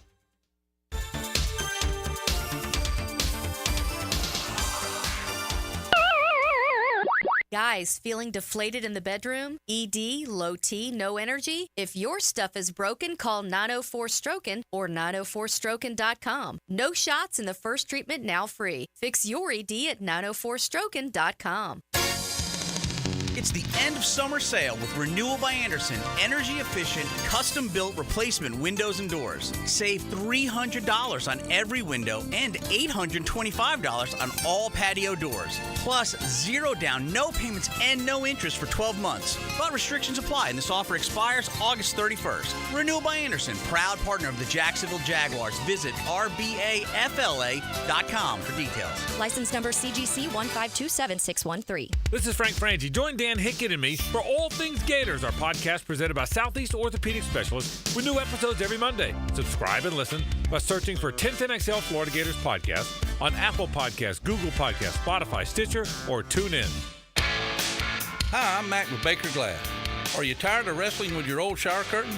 Then say goodbye to the curtain chaos and hello to a new frameless shower enclosure. Wago Glass is clear, classy, and won't stick to you like a toddler at bedtime. Plus, it makes your bathroom look bigger and brighter. Upgrade your shower experience and step into style. Call me at Baker Glass and get ready to love your new glass shower enclosure. Baker Glass, no one treats you better. Duval. Your Jaguars are back for another preseason matchup as we take on our neighbors to the west, the Tampa Bay Buccaneers. Meet us at the bank Saturday, August 17th for a 7:30 p.m. kickoff. This is your last chance to see the Jags before the regular season kicks off. So lock in your tickets today by calling 904-633-2000 or online at jaguars.com/tickets. Sorry, but we actually have a wait list for our Monstera. Shaw's greenhouse is really bringing in the green. We can't keep snake plants in stock. She needs a construction manager to build on her roots and grow. We could add a whole section for ferns, and here we'd have dahlias, dahlias, and more dahlias. Indeed can help her hire great people fast. I need Indeed. Indeed you do. You can schedule and conduct virtual interviews all from your employer dashboard. Visit Indeed.com/credit and get $75 towards your first sponsored job. Terms and conditions apply. Home of the Jacksonville Jaguars. WJXL AM Jacksonville Beach. WJXL FM Jacksonville Beach. RJ Saunders here, sports lovers. I recently took a tip from Frank Frangie when I needed to send flowers to my mother. Frank told me that Kuhn Flowers is the only florist he ever uses. So that's what I do now. I use Kuhn Flowers. Find them online at kuhnflowers.com. Raid wants to know, what would you do if you could confidently face every day knowing you and your loved ones are protected? Would you sing along to your favorite song at the top of your lungs? Turn off the GPS and let your heart do the guiding. Go to the drive-thru and order one of everything. Feel the buzz of confidence of knowing you are protected with 65 years of insect science in your hands. Raid. Protection for everyone. This is Molly McDonald with your 1010XL Southeast Orthopedic Specialist local sports update. Gators quarterback Graham Mertz was on the Paul Feinbaum show yesterday talking on his excitement of what he loves about the offseason. Fun part about the offseason, fans, they don't really get to see what's going on in the building. And I think the coolest thing that I wake up every day fueled up because this team loves each other. Everybody wakes up, they come here every day, ready to work, excited. Because like I said, we got opportunity in front of us and it's our job to seize it. It's a daily thing you got to do. I mean, we always talk about just stacking bricks and doing it day by day. And I think that's the thing where it's a team that has that confidence because we love each other. And you don't want to let your brother down. You don't want to let anybody in the building down. Mertz is ready for the opportunity that's in front of him with their opening game against Miami August 24th. Baseball is back tonight down at 1-1 Financial Ballpark as the Jumbo Shrimp start their 6-game series against the Memphis Redbirds. First pitch at 7:05. It's 93 degrees at 1 o'clock. Time and temp brought to you by Bueller Air and Plumbing. Stay cooler with Bueller. 1010XL is presented by Farah & Farah, exclusive injury law firm of the Jacksonville Jaguars. Protecting you and your family. Call 396-5555. Jacksonville. Now, another great guest on the Garber Auto Mall phone line. Hello. We can wiggle it. Welcome back in. A topic that I am very excited to talk about because I feel like all off season it's been kind of a little bit of a focal point, but it's gotten more and more as we've gotten closer and you're starting to decide how depth charts are going to look and how many wide receivers and running backs and all of these sorts of things that we are talking about here in Jacksonville, but league-wide. So that's why I wanted to get this special guest on today, Sean Syed. He's the Director of Communications for Sumer Sports. We've had Eric Eager from Sumer Sports on before. A lot of the analytical, very in-depth X's and O's, all of this type of thing. Sean Syed is also the host of Stats and Schemes podcast. So, Sean, thank you for hopping on with us. Thank you so much for having me on. Like you said, an exciting topic for some. Some people may be a little bit reticent to see how things change, but I think overall, by the end of the time we're talking, hopefully people are a little bit more juiced for the season about this. Definitely. Sean, right before break, I said you had watched over 400 2023 XFL kickoffs to kind of see what it could possibly look like in the NFL, what different teams were doing. And then now so far you've watched the Hall of Fame game and then also this last weekend games to kind of see how teams are starting to plan. We know we're not going to see everything. Coaches aren't going to show you all of their cards, but they're definitely trying to figure out things on their own. So let's start with just kind of the overall picture from what you've noticed in this first week and the Hall of Fame game in NFL kickoffs and how some of these coaches are starting to approach it early on. I think you're right in that these coaches are not going to just fully show their hands. I think that it's smart for them to really get an idea of, can my player, execute a certain blocking technique in a certain way. So we've seen some just kind of straight, everyone's looking across from the line and they're just going to block the player running at them. But we've also seen some teams try some different things that make it feel like a run play where you have a blocker that is kind of pulling around to the outside and moving multiple players over to make a block. Or you have on the kickoff side little stunts where it feels like a pass rush where one player is kind of setting a pick almost for another player to come around. And what's been the most interesting thing to me is you'll also see teams play around a little bit because they can have two returners back to field the kickoff, and the Packers and a little bit of the Browns, for an example, they have one of their returners moving way further up, so it almost feels like they're kind of an up back in that position. And I think that's to prevent what I really want to talk about is knuckleball, but we haven't really seen any of those executed that well in the preseason so far. So much to get to, Sean. Thank you so much for joining us. Right on cue, we just wrapped up practice this morning at the Miller Electric Center with the Jacksonville Jaguars, and Tank Bigsby was asked about his return, his ability in this new kick return game, and he described it as a big inside zone. Number one, your thoughts on that. Number two, I believe and I anticipate, given the Jaguars' decision to sign Devin Duvernay, a Pro Bowl caliber returner, that we will see him at some point in the return game once the regular season begins. But we saw a lot of success from both Parker Washington in that 74-yard return and a running back in Tank Bigsby, who I don't think necessarily was thought of as a returner. Maybe why in this scheme does he, or not this scheme, in this kickoff situation, does his body type fit the role?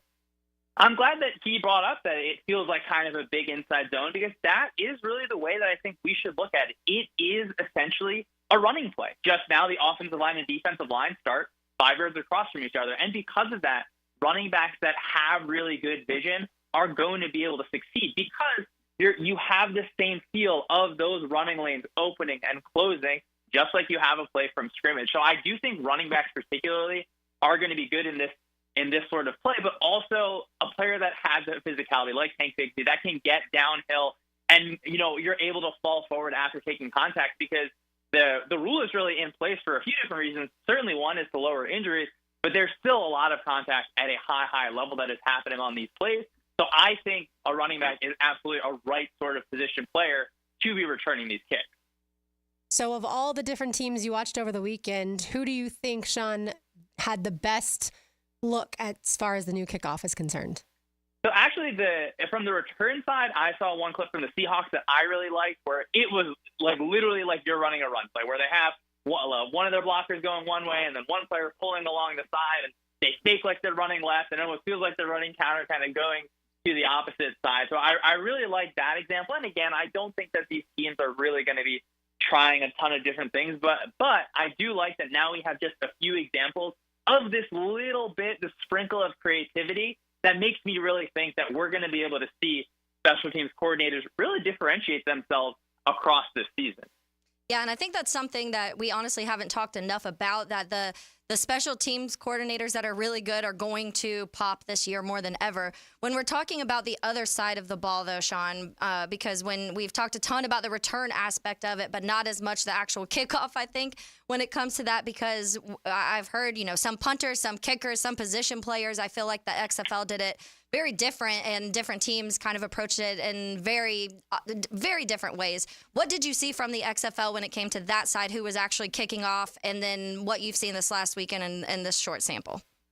So in terms of kickers, one thing that stood out quickly on the XFL film was kickers were involved in the tackling kind of often. There were more than 10 examples, but that didn't include the times that they were just juked out or kind of secondary parts of the tackle. And the XFL really had rules to prevent a sort of knuckleball kick where you're kicking it and it's kind of bouncing around inside that 20-yard line. The ball is going everywhere. It becomes like a ground ball that now you have to field it like a shortstop. So there is maybe a reason for an NFL kicker to be a position player instead of just a kicker. But at the same time, the kicker can't cross the 50-yard line until the ball either lands inside that 20-yard line or a returner touches it. So maybe one of my concerns there is that there's so much value if you have a kicker that can execute a really high-level, low-line drive where it bounces. I mean, I've seen a kicker do it, and it is terrifying as a returner, where the ball is going all sorts of different directions. The football is a weird shape. You don't know how it's going to land. And now if you field the ball at the 5-yard line and it's still rolling around a little bit and the kickoff team is really right in your face, I think that's going to be a problem. And that is something I really hope that kickoff units try this season. Gosh, I hope Cam Little's on his lunch break at the Miller Electric Center right now. Listen, I mean, he's a young kid. He's eager to learn. Maybe he listens to Sean Syed and he says, yeah, I'm running with that. I'm going to go teach myself how to do that. You can find Sean on X at Syed Schemes. He is the director of communications for Sumer Sports. Sean, let's stay with personnel. Not so much the kicker, though. I'm curious your thoughts on what we've seen so far, both between the XFL but also this first week of the preseason, in terms of what players are lining up in coverage on kick return comparatively to the previous iteration of a kick return. I think teams are still getting used to it. And, of course, in the NFL, there is always going to be a premium placed on athleticism, where the Patriots think they tried some of their safety-type bodies on those inside, those middle parts of the kickoff. And I mean, on the other side of that, the Dolphins tried having offensive linemen on the outside as blockers. And to me, I think that maybe doesn't work as well because these players are moving so fast. So Sometimes I think, maybe you can have some of those edge of the roster linebacker types, some of those kind of backup tight ends maybe. But really, to me, it feels like the safety running back type towards the middle, and then players that are really able to just make one quick move and they're able to get around a blocker and get back kind of on their path, like a cornerback, like a receiver. But again, it's going to be such a premium placed on athleticism, on size, and speed. But what I do like is I think we're going to see certain players emerge in this way where you have players that their skill set is this player is a really good coverage player. And I like that. There's more NFL game checks to go around, more players that maybe younger players that are not yet ready to play cornerback are now able to make tackles on the kickoff unit. How long did it take to watch all 400 XFL kickoffs exactly? Some would say it took too long. Some would say it took not long enough. But now my issue is, do I watch every single kickoff this year? Of course I do, but they take so long. I have to do other things. I got to watch Trevor Lawrence. I got to see what's going on with Ryan Nielsen and the defense. So I feel like I've put myself in a little bit of a hole here. Well, we appreciate it because I've had a ton of questions about this. Let's look a couple more before we let you go. A little more in depth about the Jaguars game, because one of the things that came out of this, obviously, was nobody really quite knew the rule. It looked like Doug Peterson knew and called him out on the play where it was called a touchback. Originally, the player kind of grabbed the ball, brought it back into the end zone. It ended up turning. They reversed it. It ended up being a safety. Was that the first time you saw something like that happen?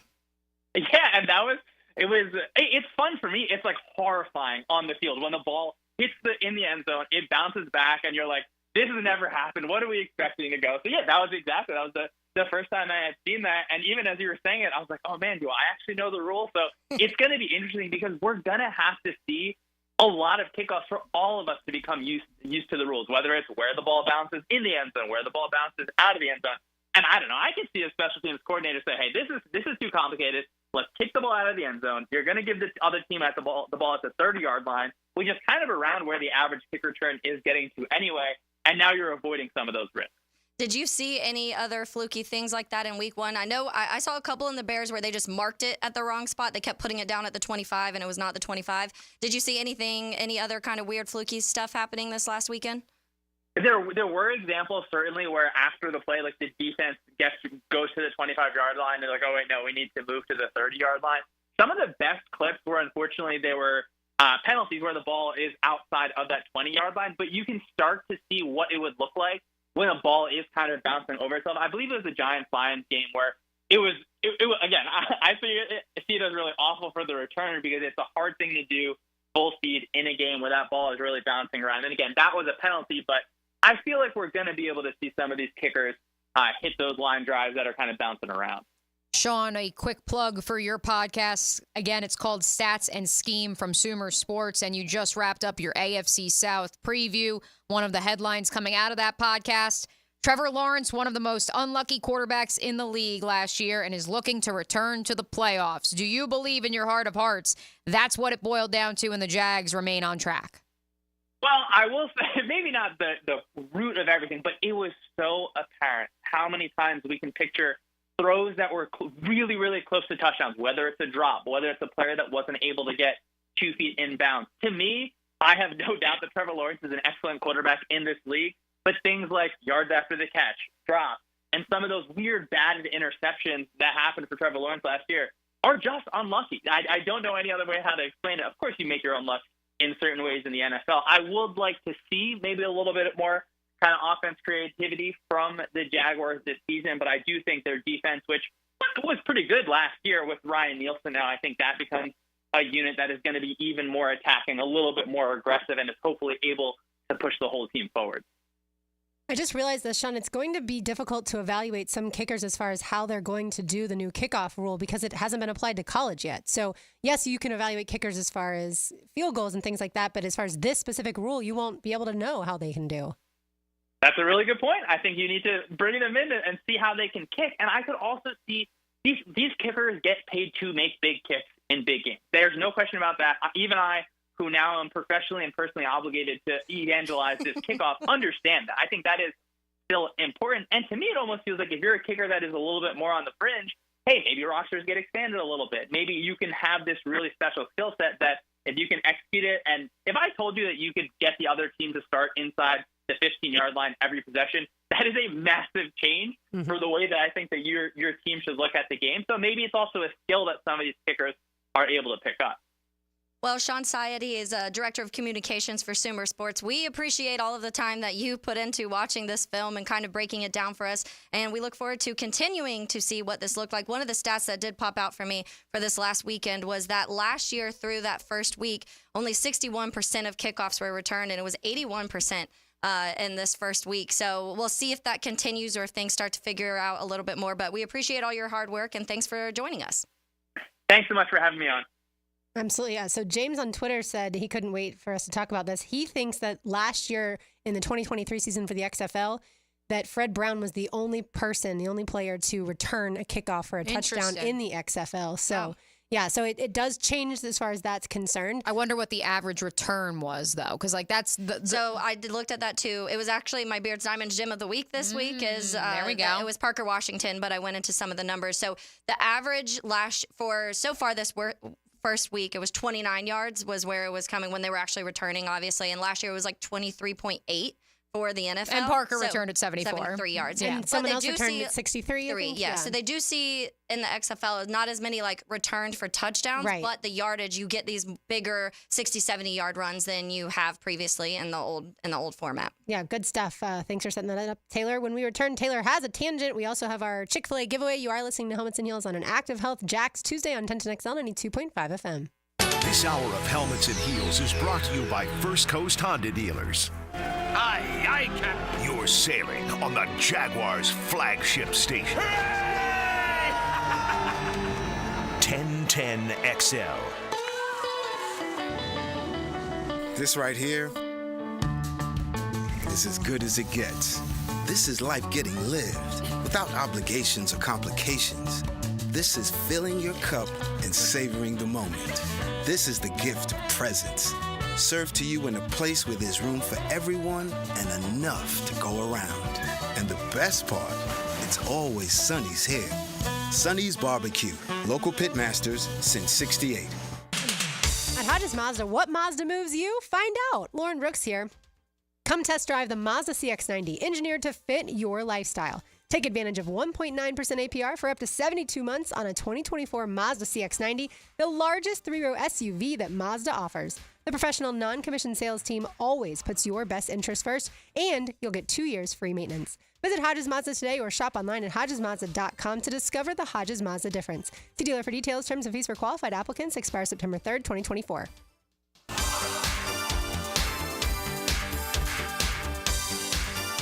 Daytona always brings the drama. Everything's on the line. The risk will be higher. 3 wide. Look how insane this is. Gunning to keep playoff hopes alive. It's now or never. It's the most stressful night of racing that you'll ever go through. For an unforgettable weekend of family fun, high wattage star power, and a front row seat full of fireworks. NASCAR weekend at Daytona International Speedway, August 23rd and 24th. Get your tickets now at DaytonaInternationalSpeedway.com. Before termites attack your home or business and cause costly damage, Terminix it. At Terminix, we know how to stop termites. These destructive pests have been around for millions of years, but before they show up, so do we. And their time is up. Don't live with a termite problem? Terminix it. Visit Terminix.com today to schedule a free inspection online. That's TERMINIX.com. TERMINIX.com. Terminix it. Looking to elevate your game night experience? Look no further than Best Bet. We're not just a card room, we're your destination for excitement, fun, and big wins. Whether you're a seasoned player or new to the game, we have something for everyone. Join us at Best Bet Jacksonville, Orange Park, or St. Augustine for thrilling tournaments, exciting promotions, and a vibrant atmosphere that will take your game night to the next level.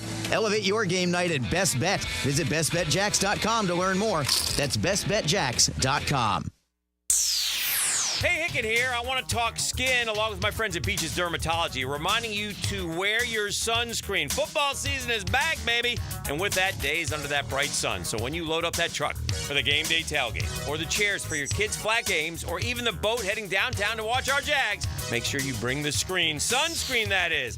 It's a must here in Duval. But if you have any concerns right now, give Beaches Dermatology a call online at beachesdermatology.com. Mortgage rates have plummeted, and Loan Pronto clients are locking in the lowest rates we've seen in years. Hey, it's Roger Moore, founder and CEO of Loan Pronto. It's happening. We are finally locking APRs in the 5s, something we haven't seen for a long time. If that sky-high rate is killing you or you need to get cash out of your home equity, now is the time to take action. Or listen, even if you want to keep that first mortgage rate intact, you can take advantage of lower rates with our Equity Express line of credit. We're seeing homeowners take 50, 75, 200 grand or more out of their equity and wiping out that high-interest debt with an average savings of $850 per month. Bottom line, your home value is way up and mortgage rates have come way down, making this a great time to act. Call today for a 30-second rate quote. Do it now, and you can even skip your next 2 mortgage payments. 904-999-1508. 904-999-1508. LoanPronto.com. 904-999-1508. Equal housing lender. NMLS 166-1781. Subject to lender approval. NMLS consumeraccess.org. Mia here, and when I was buying a new construction home last summer, there was no question. Dreamfinders Homes was the builder for me. A big reason why? Their unbeatable interest rates. Right now, take advantage of a 2.99% year one rate. Yes, a 2.99% year one rate. That's basically unheard of across the country. So find your dream home, take advantage of unbeatable rates, and move in today. Dreamfinders Homes, the official home builder of the Jacksonville Jaguars.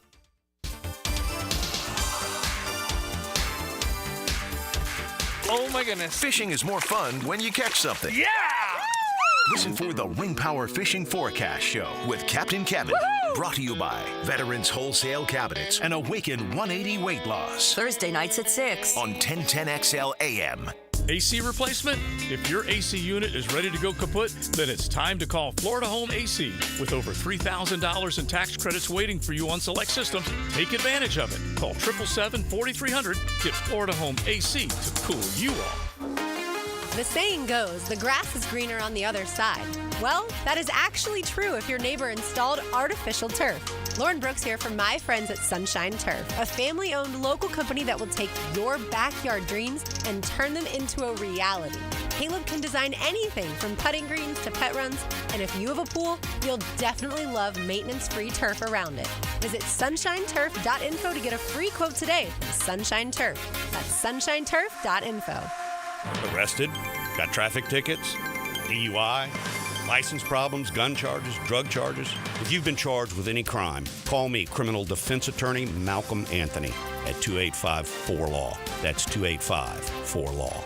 1010XL is presented by Farah & Farah, exclusive injury law firm of the Jacksonville Jaguars. Protecting you and your family. Call 396-5555. Jacksonville. You're listening to Helmets and Heels. Illuminated by First Coast Lighting and Fans. On 1010XL. When I was 6 years old.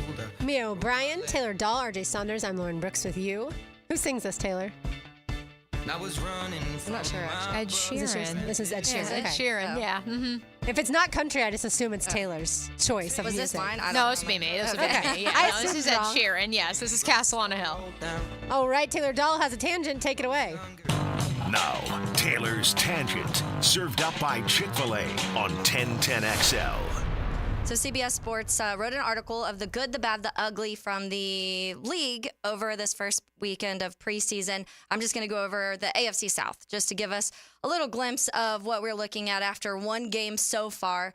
So I'll start with the Houston Texans. That's who we've talked about. Everybody's talked about all offseason, so we'll start there. They beat Pittsburgh 20-12 in their first preseason game, or I guess second because they were in the Hall of Fame game.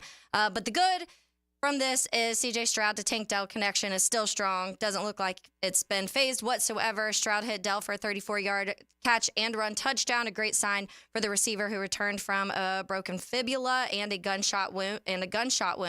So that was their main takeaway of positive. Another positive was Danielle Hunter. I saw a lot of people being like, we're going to see like 45 sacks from Danielle Hunter this year. And I was like, I hope not.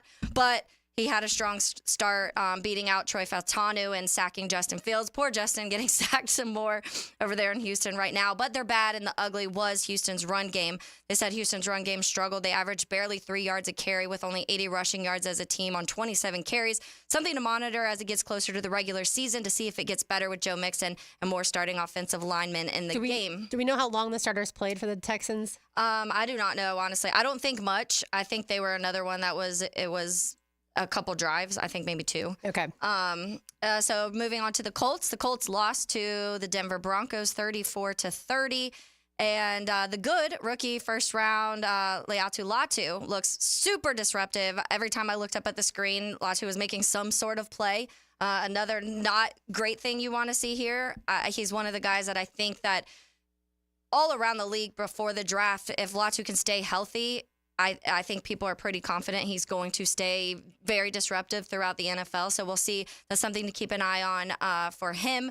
They also, I saw, did you see the crazy, I guess not even weird bobble with P. Ryan? It was like popcorn up it was in like the 4 or 5 different times. It was a great play by Kenny Moore, but Yes, it was also one of those that I was just like, dude. Yeah.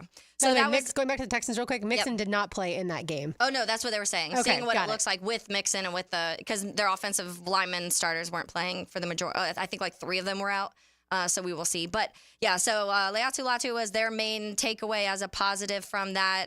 They also talked about the P. Ryan bobble. But the bad for them, they said the Colts secondary struggled as both Bo Nix and Zach Wilson lit them up. Probably not when you have Zach Wilson lighting you up, probably not exactly what you want to see. And then the ugly Trey Sermon, Indy's number 2 running back behind Jonathan Taylor, went down with a hamstring injury. So that's their ugly for the Colts. And we go on to the Tennessee Titans. They beat San Francisco 17-13. The good, the Titans' strong 1-2 punch Pollard and Tyjae Spears. Pollard averaging a whopping 8.8 yards per carry with 35 rushing yards on 4 carries, showing a lot of explosiveness, just like you've seen previously when he was with the Cowboys Pro Bowl season that year, and then obviously had a leg injury. So that's why I think I had Pollard as my number 1. I love Tony Pollard. So we'll see how that continues on too, and also how their run game looks in general with both of those guys. But then the bad and the ugly for the Colts, not much to critique with the Titans not allowing Titans not allowing a passing touchdown and picking off quarterback Josh Dobbs. Tennessee shut San Francisco out in the second and third quarters, not allowing the 49ers to get any sort of rhythm throughout the day. Now moving on to the Jaguars, obviously they beat Kansas City 26-13. The good, Jaguars offense hummed in the first half behind quarterback Trevor Lawrence and CJ Beathard. Lawrence was able to capitalize on a short field early. Parker Washington's kick return, 73-yard kick return, obviously a positive too. So all of them, they also talked about Travis Etienne having a positive game, talked about Beathard's deep pass to Devin Duvernay. So all of these in the positive column, the bad and the ugly.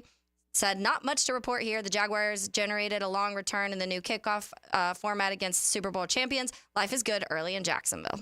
I think you had Etienne number 1 on yours, didn't you? Maybe it was Etienne Pollard. Yeah, I think that's what it was. I was trying to remember. Yeah, I mean, I think it's if we're going to critique the Jags or not critique, but if we're going to assess the Jags preseason as the starters really only played for a couple series, it's the same way that doing it for everybody. Do it for the rest of the AFC South. And honestly, I hate to see the results of the Titans beating the 49ers because that would not never, but 99 times out of 100, that's not going to happen in the real game. So I feel like it makes the Jags victory of the Chiefs, people do the same thing with that. Oh, yeah. Well, hey, now. Because most people will probably say 90 times out of 100, the Jags are also not beating the Chiefs. Taylor's high on Tony Pollard. The team that has finished in last in the AFC South each of the past 2 seasons has won it the next year. I'm not saying the Titans are going to be world beaters out here, but Did you see the Will Levis commercial? He has mayonnaise-inspired I thought he was over it. Like, what happened last year when he was like, it was a joke. I was a joke. I'm not doing it. Like, I'm serious about football now. Now we're all the way back in. Yesterday we had the Colts fans singing the song, and then today we have a mayo cologne commercial number from 8 Will Levis. Parfum de mayonnaise is what I hope this is a joke. It is a joke. It's a commercial for their just mayo. for mayonnaise. Yeah, they're basically trying to say that they're like high class mayo. Mayonnaise scented fragrance. Well, the commercial is a little crunchy, but it's fine. Yeah. Will Levis, whatever. If the Titans win the AFC South this season, I will be shocked. Yeah. I mean, I think a lot of people said that with Texans last year, though, going into the season. And like, the no Jags way. the year before. Yeah, the Jags certainly. That's why I never say never after what I've seen in the AFC South the past 2 years. And heaven forbid the Titans or the Colts were to win the division. You know what people used to say about the Coastal Division and the ACC back when there were divisions, how they went 7 years or 8 years and like a different 8 different winner, division champs. Like, we will be the new Coastal Division here in the AFC South. It is kind of crazy if you think about it. The Jags had a first-year head coach when they won the division with Doug Peterson that year. And then last year, D'Amico Ryan's brand new head coach. This year, if the Titans win it would also be a Another new first-year coach. head coach. Yeah. And Brian Callahan. Let's hope not. Let's hope the streak ends. But it would Yes, be, I and mean, they would have to study the AFC South for science if that was to happen. Oh, definitely. And study the mayonnaise as well. All right, we've got lunch on the ladies right now. We do. Lunch on us today. Lunch for two. Give us a call at 641-1010. Let's say caller number 2.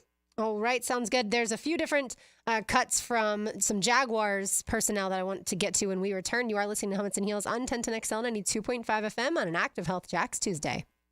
Helmets and Heels. This hour is brought to you by First Coast Honda Dealers. Clearwater. John, I can't even mow my side yard. It's so soggy. Man, my builder sucks. Brent, calm down. This is a common problem in neighborhoods where houses are built too close together.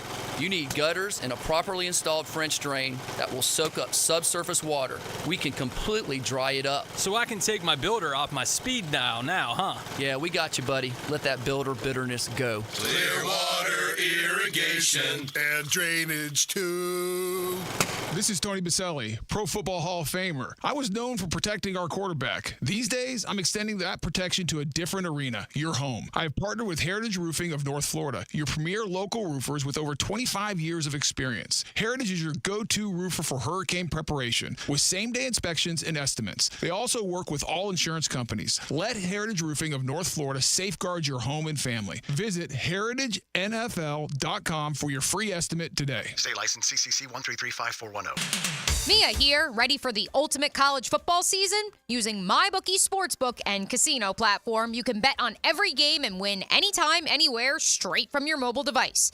No app needed. Just sign up at MyBookie.com and you are ready to rock. On MyBookie, it's not just about picking winners. It's an easy way to take advantage of props like team win totals or early picks for playoff contention. Last year, MyBookie had some of the best odds on the market for the national champion Wolverines to win the title, and Michigan bettors who backed their squad saw a 10 times return on their wager. Lock your futures in now while you're waiting for the season to begin, and use promo code 1010XL to claim a bonus up to $1,000 on that first deposit.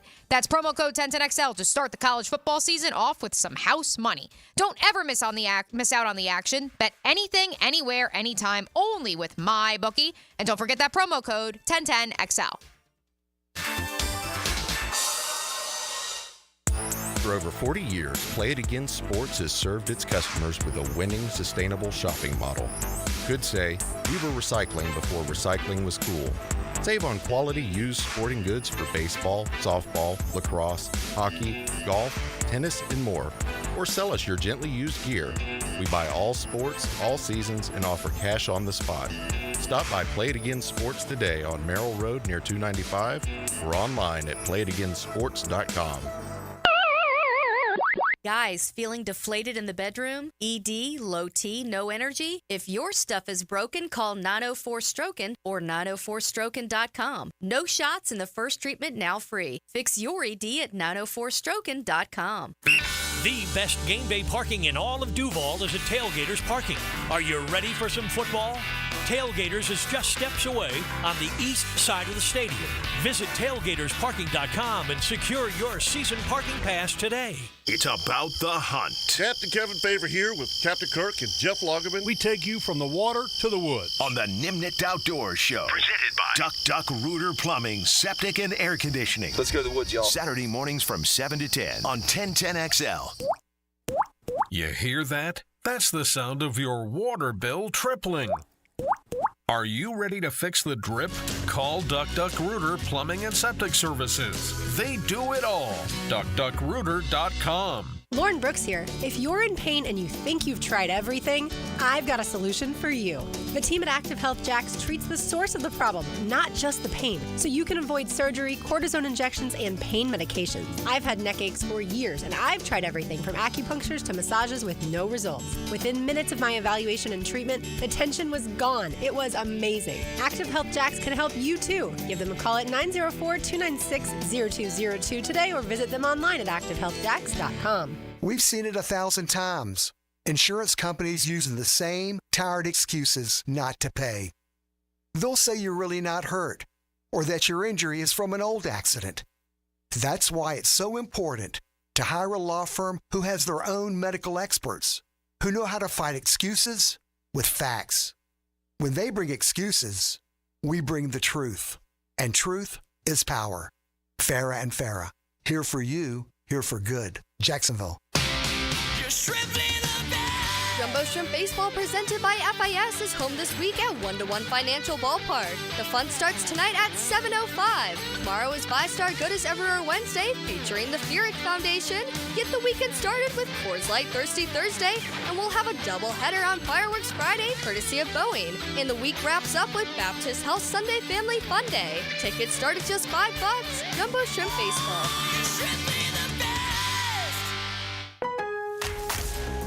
This is it. Shop the Lowe's Closeout event to get up to 70% off select major appliances for your home. Plus, get up to 60% off select patio furniture and accessories for your outdoor spaces. So hurry into your local store today because these deals are too good to last. Shop them now before they're gone because Lowe's knows savings. Lowe's knows home improvement. Valid through 8/7 while supplies last. Selection varies by location. The Reggie Hunt Memorial Golf Classic fundraiser golf tournament is Friday, October 25th at Amelia River Golf Club. All proceeds support Big Brothers Big Sisters. Register at the Big Brothers Big Sisters events page. This is Dr. Michael Iorio, internal medicine physician for your Jacksonville Jaguars. Here's the latest update on the Jaguars, brought to you by Baptist Health and JOI. Running back Tank Bigsby was one of the stars from Saturday night's game, who had a 19-yard run and finished the first half with 3 carries for 28 yards. Tank gained praise from head coach Doug Peterson when he spoke with the media at camp yesterday. He did a nice job. Nice job in the run game, protection, obviously the kickoff returns. He's evolving, he's developing, he's improving every single day. He's one of those players that really, it means something to him and means a lot to him, and the way he practices and prepares and did a nice job. Did a real nice job, and now it's something to build on. Sound courtesy of Jaguars.com. I'm Molly McDonald with your Jacksonville Orthopedic Institute Jaguars update.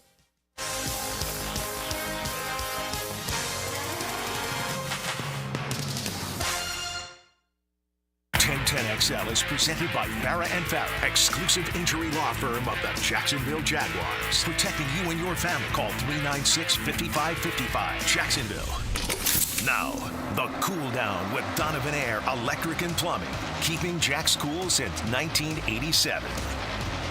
I don't know if this should be a cool down, if this should be if this should be a victory lap, but let's hit at that, RJ, because we have a new turn in the Brandon Ayuk saga.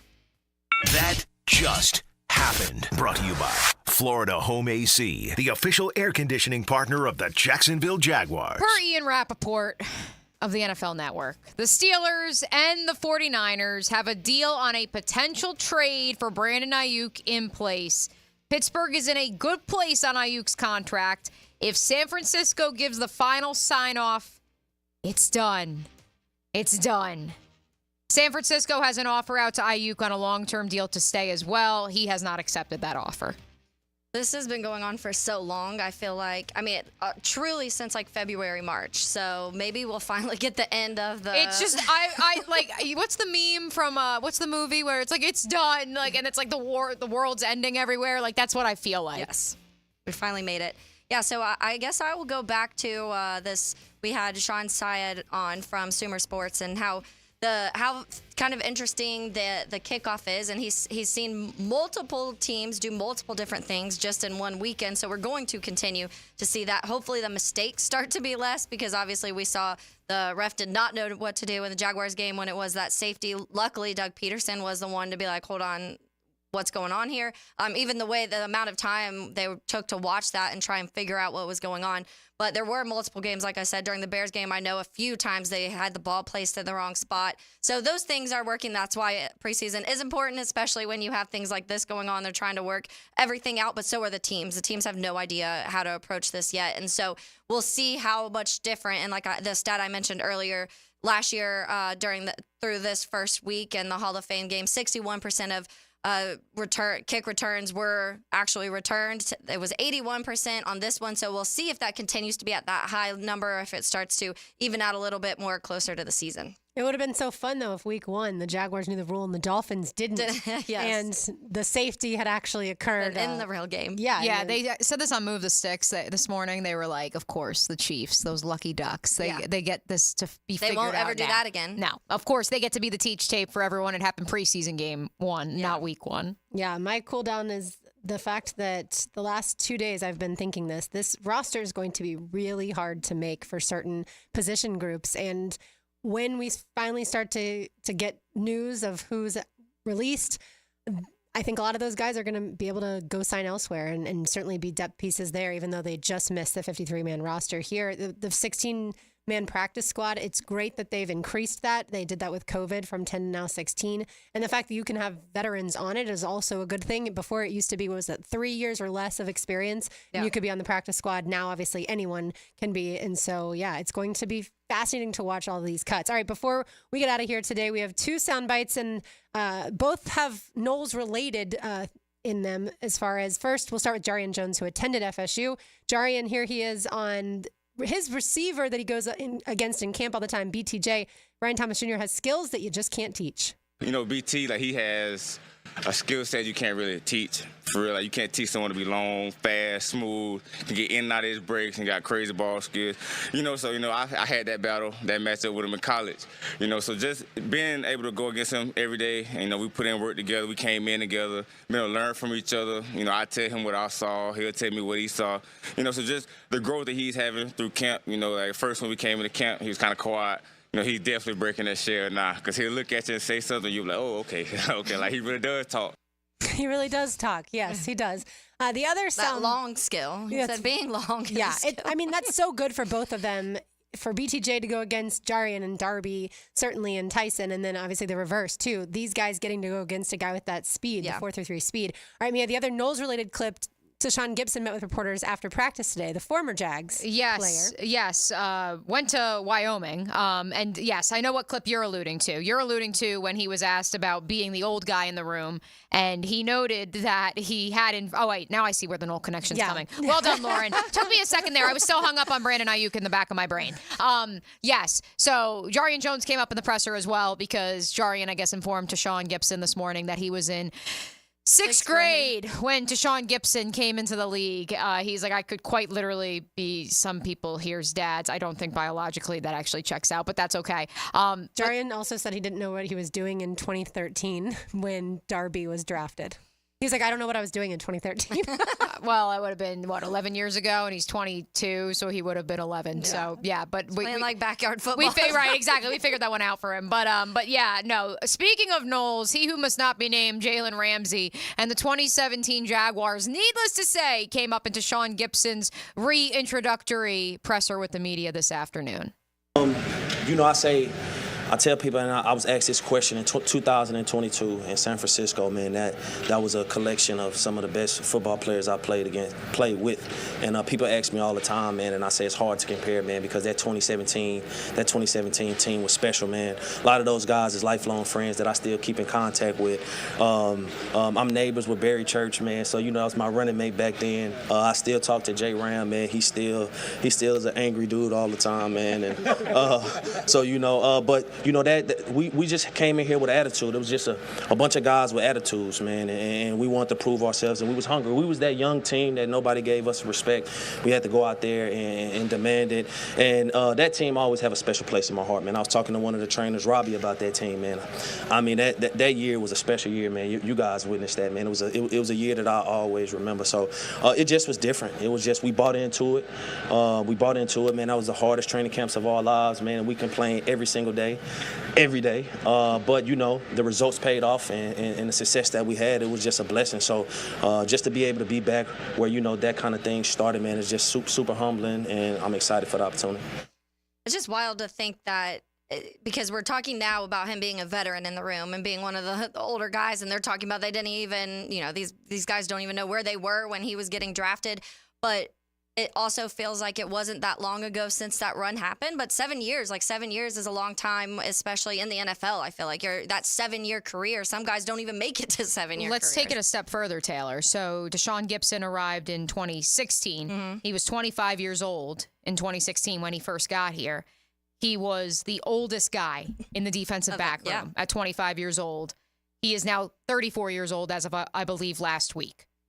Yeah. That is where you're like, wait a second. That was in 2016. He was 25. Mm-hmm. He was the oldest. Oh, in 2016. In 2016, he was the young. Barry he was then the was the oldest in 2017. Correct. Yeah. Yep. Yes. And I'll always remember Barry Church famously said this defense, the Jaguars defense, is going to be better than the defense in Dallas because he came from the Cowboys. And of course, that sent people, national media, into fits. And in the end, Barry Church was 100% correct. I don't remember that the Cowboys defense is still talked about to this day, but the Jaguars defense certainly was, not just around here either. And in the end, Ronnie Harrison took Barry Church's job, and now Ronnie Harrison is a linebacker for the Colts. What a difference 7 years makes, folks. Well, and when Tashawn said, you guys were here, there are several beat reporters that were not covering the Jags in 2017 that are now full-time beat reporters. Like, not that they weren't aware of what happened that year, but yes. Well, Mia got here the year after. I did. Yep, I got here in 2018. So I was here for Gips last year. Okay. Yeah. Yep. Which I forewarned everybody. I was like, oh, if nothing else, thank God. We just got one of the best sound bites in the National Football League has returned to the locker room, and we needed this. But no, I think Gip recognizes that he's in a very different place than he was 7 years ago. Mm-hmm. That's not to call him a mercenary, because that sounds as if he's like I would put Jan in the mercenary category right now, where he's waiting until the end of training camp to sign with a team. Yeah. He's picking which team he wants to go to. Like, maybe Gip is entering that. If you had told me in 2018 that he would still be one of the highest graded players on the Super Bowl runner-ups at 33 years old, most people wouldn't have believed you. That's part of why the Jaguars parted ways with him. Yeah. They assumed that the decline was coming. The decline still hasn't come. Yes, he may not be your highest profile safety or highest profile DB on your roster, but the guy is still, he had a 74 grade overall from PFF last year, which was one of the highest grades on the San Francisco 49ers defense, which last I checked was a pretty good defense overall in the National Football League last year. Yeah, and he's seen so much, like you said, and so therefore he's coming into a room, especially the safety room, is young. But really both groups are young, other than Darby and Savage, I suppose. But especially that safety room is on the younger side. So like we talked about yesterday, yes, he can't play for the first 6 games, but he can still impart wisdom to these young guys for the first 6 games and explain to them some things that he's seen that they haven't seen yet. Now, it's likely, and that's what I think is a little worrisome. It's just you're likely without him or Dewey for the first 6 weeks, which is not ideal. But yeah, in these parts of camp, having someone like that is vocal and has the experience and now has been on a defense as the 49ers defense we've talked about for years now of being really, really good. He's surrounded by people in San Francisco and obviously back in when he was in Jacksonville, and then honestly even when he was in Chicago too. That defense, some of the players that he's played with and things that the knowledge he's acquired during this time in these 7 years since he's been gone is definitely beneficial when it comes to this part of the year.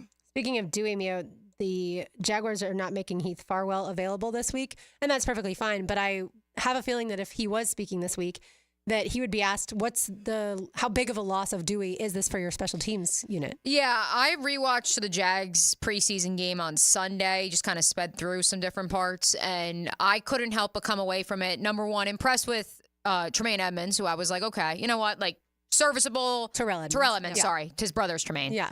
Again, the sun's playing tricks on my mind right now.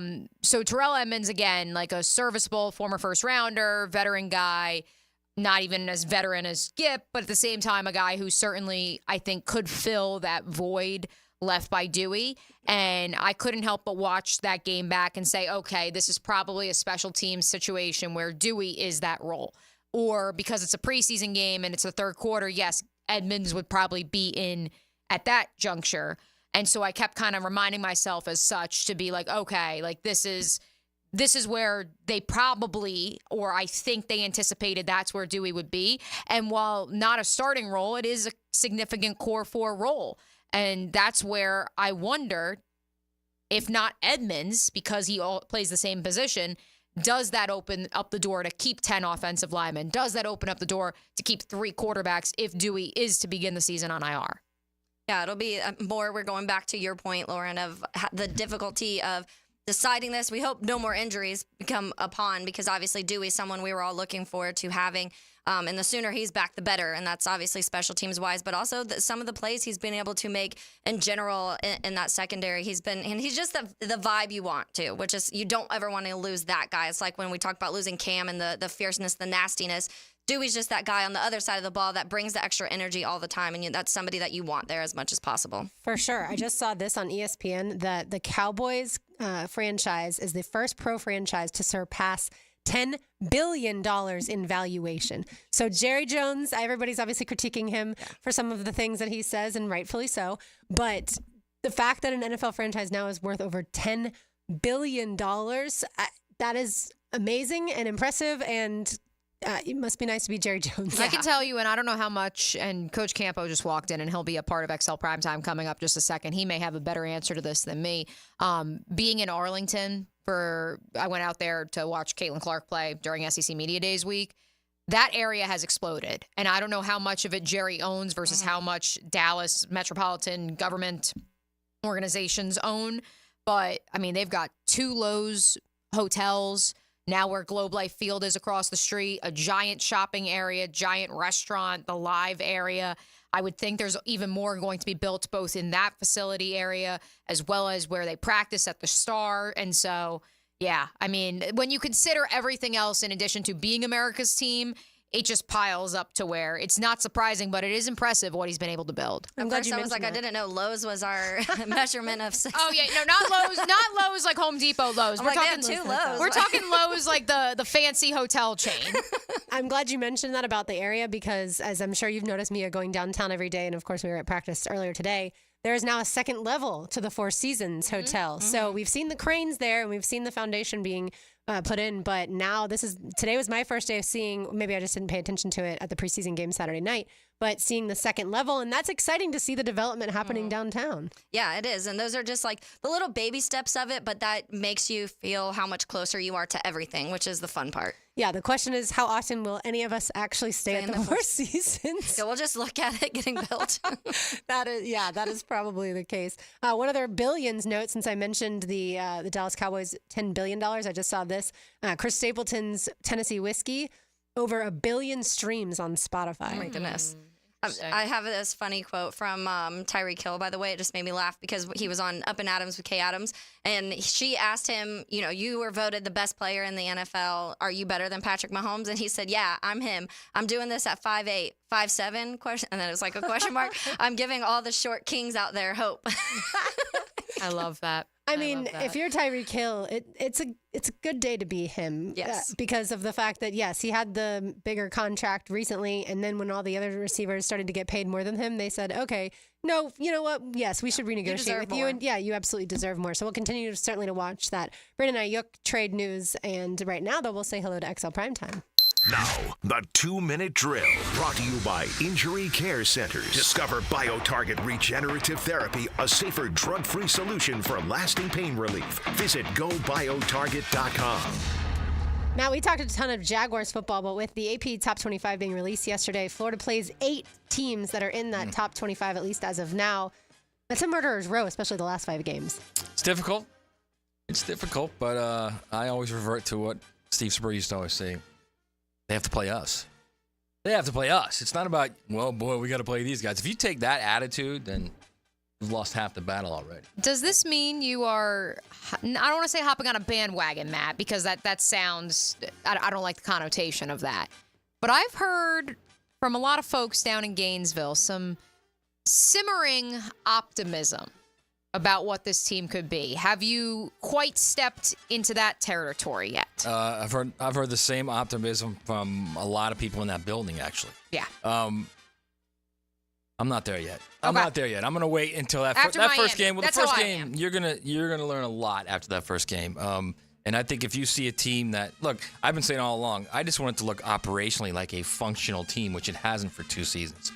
So if you see that and they win the game, and you see like they've got a different type of defense as opposed to what they've had the last 3 years, then I think you could say, all right, I might buy them doing more than what people think, especially more than what's Vegas having at 4.5 wins? That's correct. Which I'm the same way. I need to see Miami first. You and I have sat here and I've said to you, they're either going 5-0 to begin the year or they're going 0-5 and there's no in between.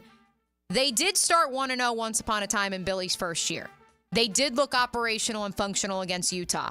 And then it all dissolved the next week against Kentucky. So that's why I think I almost have to say I need to get past Samford. Yes, I said Samford, for me to truly say, okay, this is headed in the right direction. Yeah, it's look, they're in a situation right now, and I've been saying this for a while. I truly believe he's either going to be the coach of the year in the SEC or he's going to be fired in October. Right. One or the other.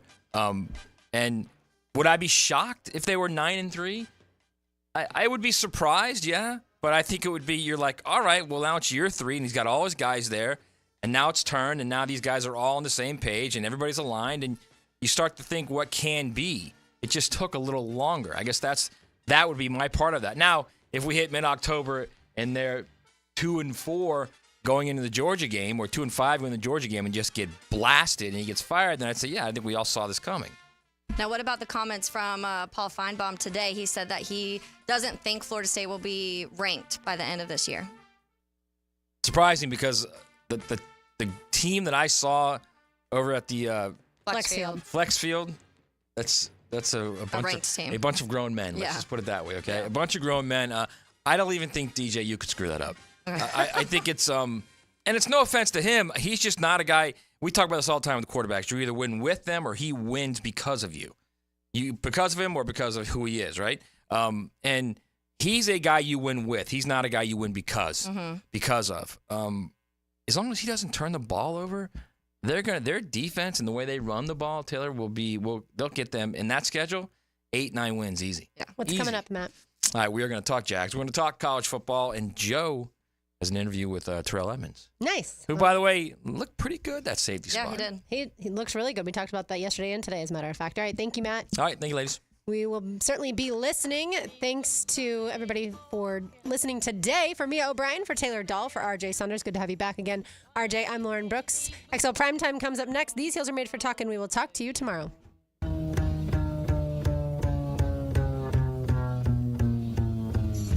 Yeah.